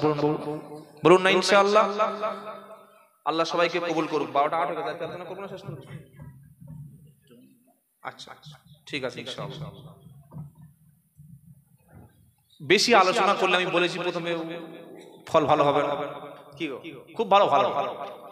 একটা লোকের অভ্যাস ছিল, যার এটা কিন্তু হাদিস কোরআন, এটা জাস্ট গল্প, উদাহরণ। একটা লোকের অভ্যাস ছিল যে খাওয়ার পরে প্রত্যেকটা লোকের নিন্দা করবে, যার বাড়ি খাবে, হয় লবণ কম, নয় লঙ্কা বেশি, তা না হলে ঝোল, কিছু একটা কিছু বলবে। তো এই পাড়ার যে পয়সাওয়ালা লোক বললে দাঁড়া, এর ব্যবস্থা করতে হবে। দাওয়াত করেছে জুমার দিন, ইলিশ মাছ, রুই মাছ, মাগুর মাছ, কই মাছ, যত রকমের মাছ ছিল, 8 থেকে 10টা খালি মাছের পদ, মটন, বিফ, চিকেন, দেশি মুরগি, আর বড় বড় ডিম কাবাব করেছে। সেই দামি একদম 104 টাকা দামের যেটা দেরাদুন চাল, ওই এনেছে। টক দই, মিষ্টি দই, দামি রসগোল্লা কি নাই, 30 থেকে 40টা আইটেম করে ওই রকম জান ভরে খাই, যে ভালো একে বলা ভালো। আমি এর কাছ থেকে শুনবো যে হ্যাঁ ভালো খাইয়ে খাওয়ানোর পরে আর খেতে পারছে না, কত আর সব একটু মুখ দিয়ে চলে গেছে। তো যখন বার হয়ে গেছে বলছে ও ভাই চলে যাচ্ছে, দোয়া করো। হ্যাঁ, তো বলে আচ্ছা এই খাবারটা কেমন হলো বলে গেলে না, কেমন রান্না বান্না হলো? তুমি তো সবার কিছু লোকের অভ্যাস আছে, দেখবেন ও খেয়ে নাফরমানি করে, আছে না নেই? গলা পর্যন্ত খাবে, ওই একা 20 পিস গোশ খাবে, 30 পিস রসগোল্লা খাবে, 4টে ডিম একা মেরে দেবে। বাইরে বার হয়ে বলবে ভাই একদম ভালো খাওয়া হয়, নাফরমান। এটা কি বলুন? তো বলছে তুমি তো এত খেলে, কেমন হয়েছে একটু বলো। বলছে না খুব ভালো। খুব ভালো তো? বলছে খুব ভালো। ভালো কি খুব ভালো ভালো দেখেছেন কি? এই নাফরমান হলে কিন্তু তার কপালে শাস্তি আছে। প্রত্যেকটা খাওয়ার পরে, ভোগ করার পরে আমরা মুখ দিয়ে বলবো আলহামদুলিল্লাহ, ইনশাআল্লাহ বলুন। আর বক্তব্য এই পর্যন্ত। আর একটা দুটো কথা অন্য দিক থেকে বলবো। বাবাজিরা, আল্লাহ ভাইরা, জ্ঞানী জনেরা, সুধী মানুষেরা, দেখি আপনারা কতটুকু শুনলেন বক্তব্য। কারা কারা খুশি হয়েছেন আল্লাহর উপর একবার তাকবীর দেন দেখি। নারায়ে তাকবীর। সর্বনাশ, আল্লাহ আপনাদের কণ্ঠগুলো কবুল করুক, বলুন আমিন। জীবনের শ্রেষ্ঠ ধ্বনি হলো আল্লাহু আকবার। এই জন্মের পরে আমাদের কানে যে ধ্বনিটা, শব্দটা দিয়ে আমাদের পৃথিবীর মুখ দেখেছি, ওটা ছিল আজান। ওটা কি ছিল? জোরে বলুন, আজান। আর যেদিন আমি এবং আপনি পৃথিবী থেকে চলে যাব, যেদিন আমার মৃত্যু হবে, জানাজার নামাজ হবে, সেদিন আল্লাহু আকবার বলে শেষ জানাজার নামাজটা শুনিয়ে দাফন হবে। শুরু হলো আল্লাহু আকবার দিয়ে, শেষ হবে আল্লাহু আকবার। কবি বলছেন জন্মের পরে কানে আজান কি দেয়নি, তুমি মুসলমান ছাড়া হওনি। জন্মের পরে কানে আজান কি দেয়নি, তুমি মুসলমান ছাড়া হওনি। আবার মরণের পরে জানাজা পড়াবে তো? নামাজ না পড়লেও জানাজা ঠিক পড়াবে। কি গো? মরণের পরে জানাজা পড়াবে, তখন কোথায় পালিয়ে যাবি? বিপ্লবী বিদ্রোহী মৌলবাদী কেন জঙ্গিবাদী? জন্মের পরে কানে আজান কি দেয়নি, তুমি মুসলমান ছাড়া হওনি। বেহায়া নারীর এ কেমন কথা, বোরকা দেখিলেই মাথা ব্যথা। বেহায়া নারীর এ কেমন কথা, বোরকা দেখিলেই মাথা ব্যথা। আবার পর্দার কথা যদি বলি, তখন হয়ে যাই ফতোয়াবাজি। কি গো? পর্দার কথা বললে তখন মৌলবাদ, ফতোয়াবাজি। তাই কবি বলছে বিপ্লবী বিদ্রোহী মৌলবাদী কেন জঙ্গিবাদী? লা ইলাহা ইল্লাল্লাহ। সকলে উচ্চ স্বরে লা ইলাহা ইল্লাল্লাহ, লা ইলাহা ইল্লাল্লাহ মুহাম্মাদুর সাল্লাল্লাহু।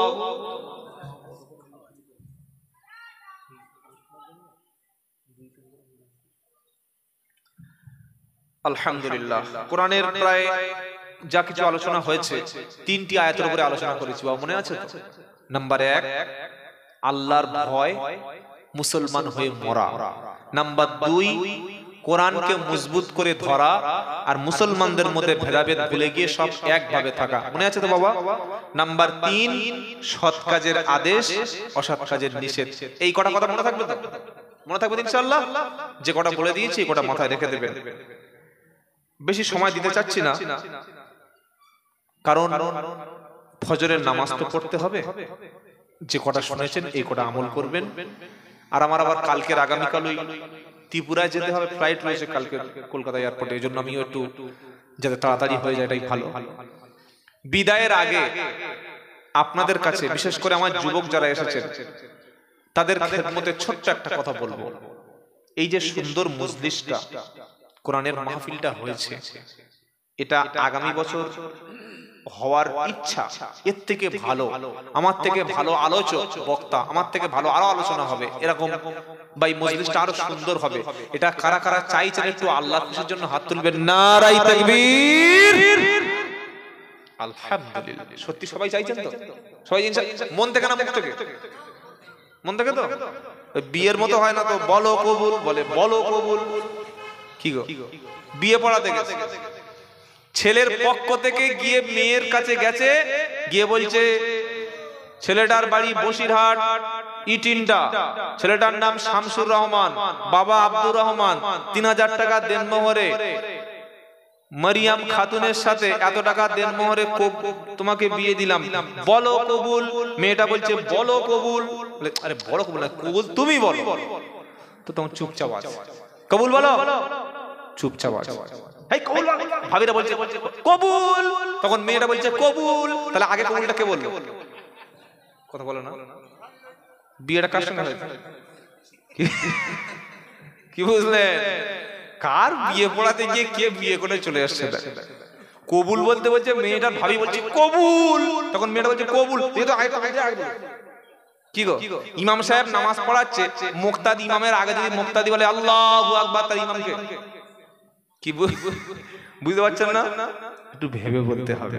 সকলে আমরা মন থেকে কোরআনকে ভালোবাসি, আলেমদের ভালোবাসি, ইসলামকে ভালোবাসি, দেশকে ভালোবাসি। নারায়ে তাকবীর। আপনারা উত্তর 24 পরগনার মানুষ অনেক বেশি আলেম প্রিয়, অনেক বেশি ইসলামকে ভালোবাসেন। আলহামদুলিল্লাহ। বাবাজিরা, জ্ঞানীজনেরা, সুধী মানুষেরা, বেশি কষ্ট না, 5 থেকে 10 মিনিট এই অনুষ্ঠানটাকে চালানোর জন্য যারা আয়োজক, অর্গানাইজার যারা, তাদের অনেক কষ্ট করতে, অনেক চাঁদা তুলতে হয়। হয় কি হয় না? আমরা যদি রাস্তাটা একটু আগিয়ে রাখি, সহযোগিতা করি, অনুষ্ঠান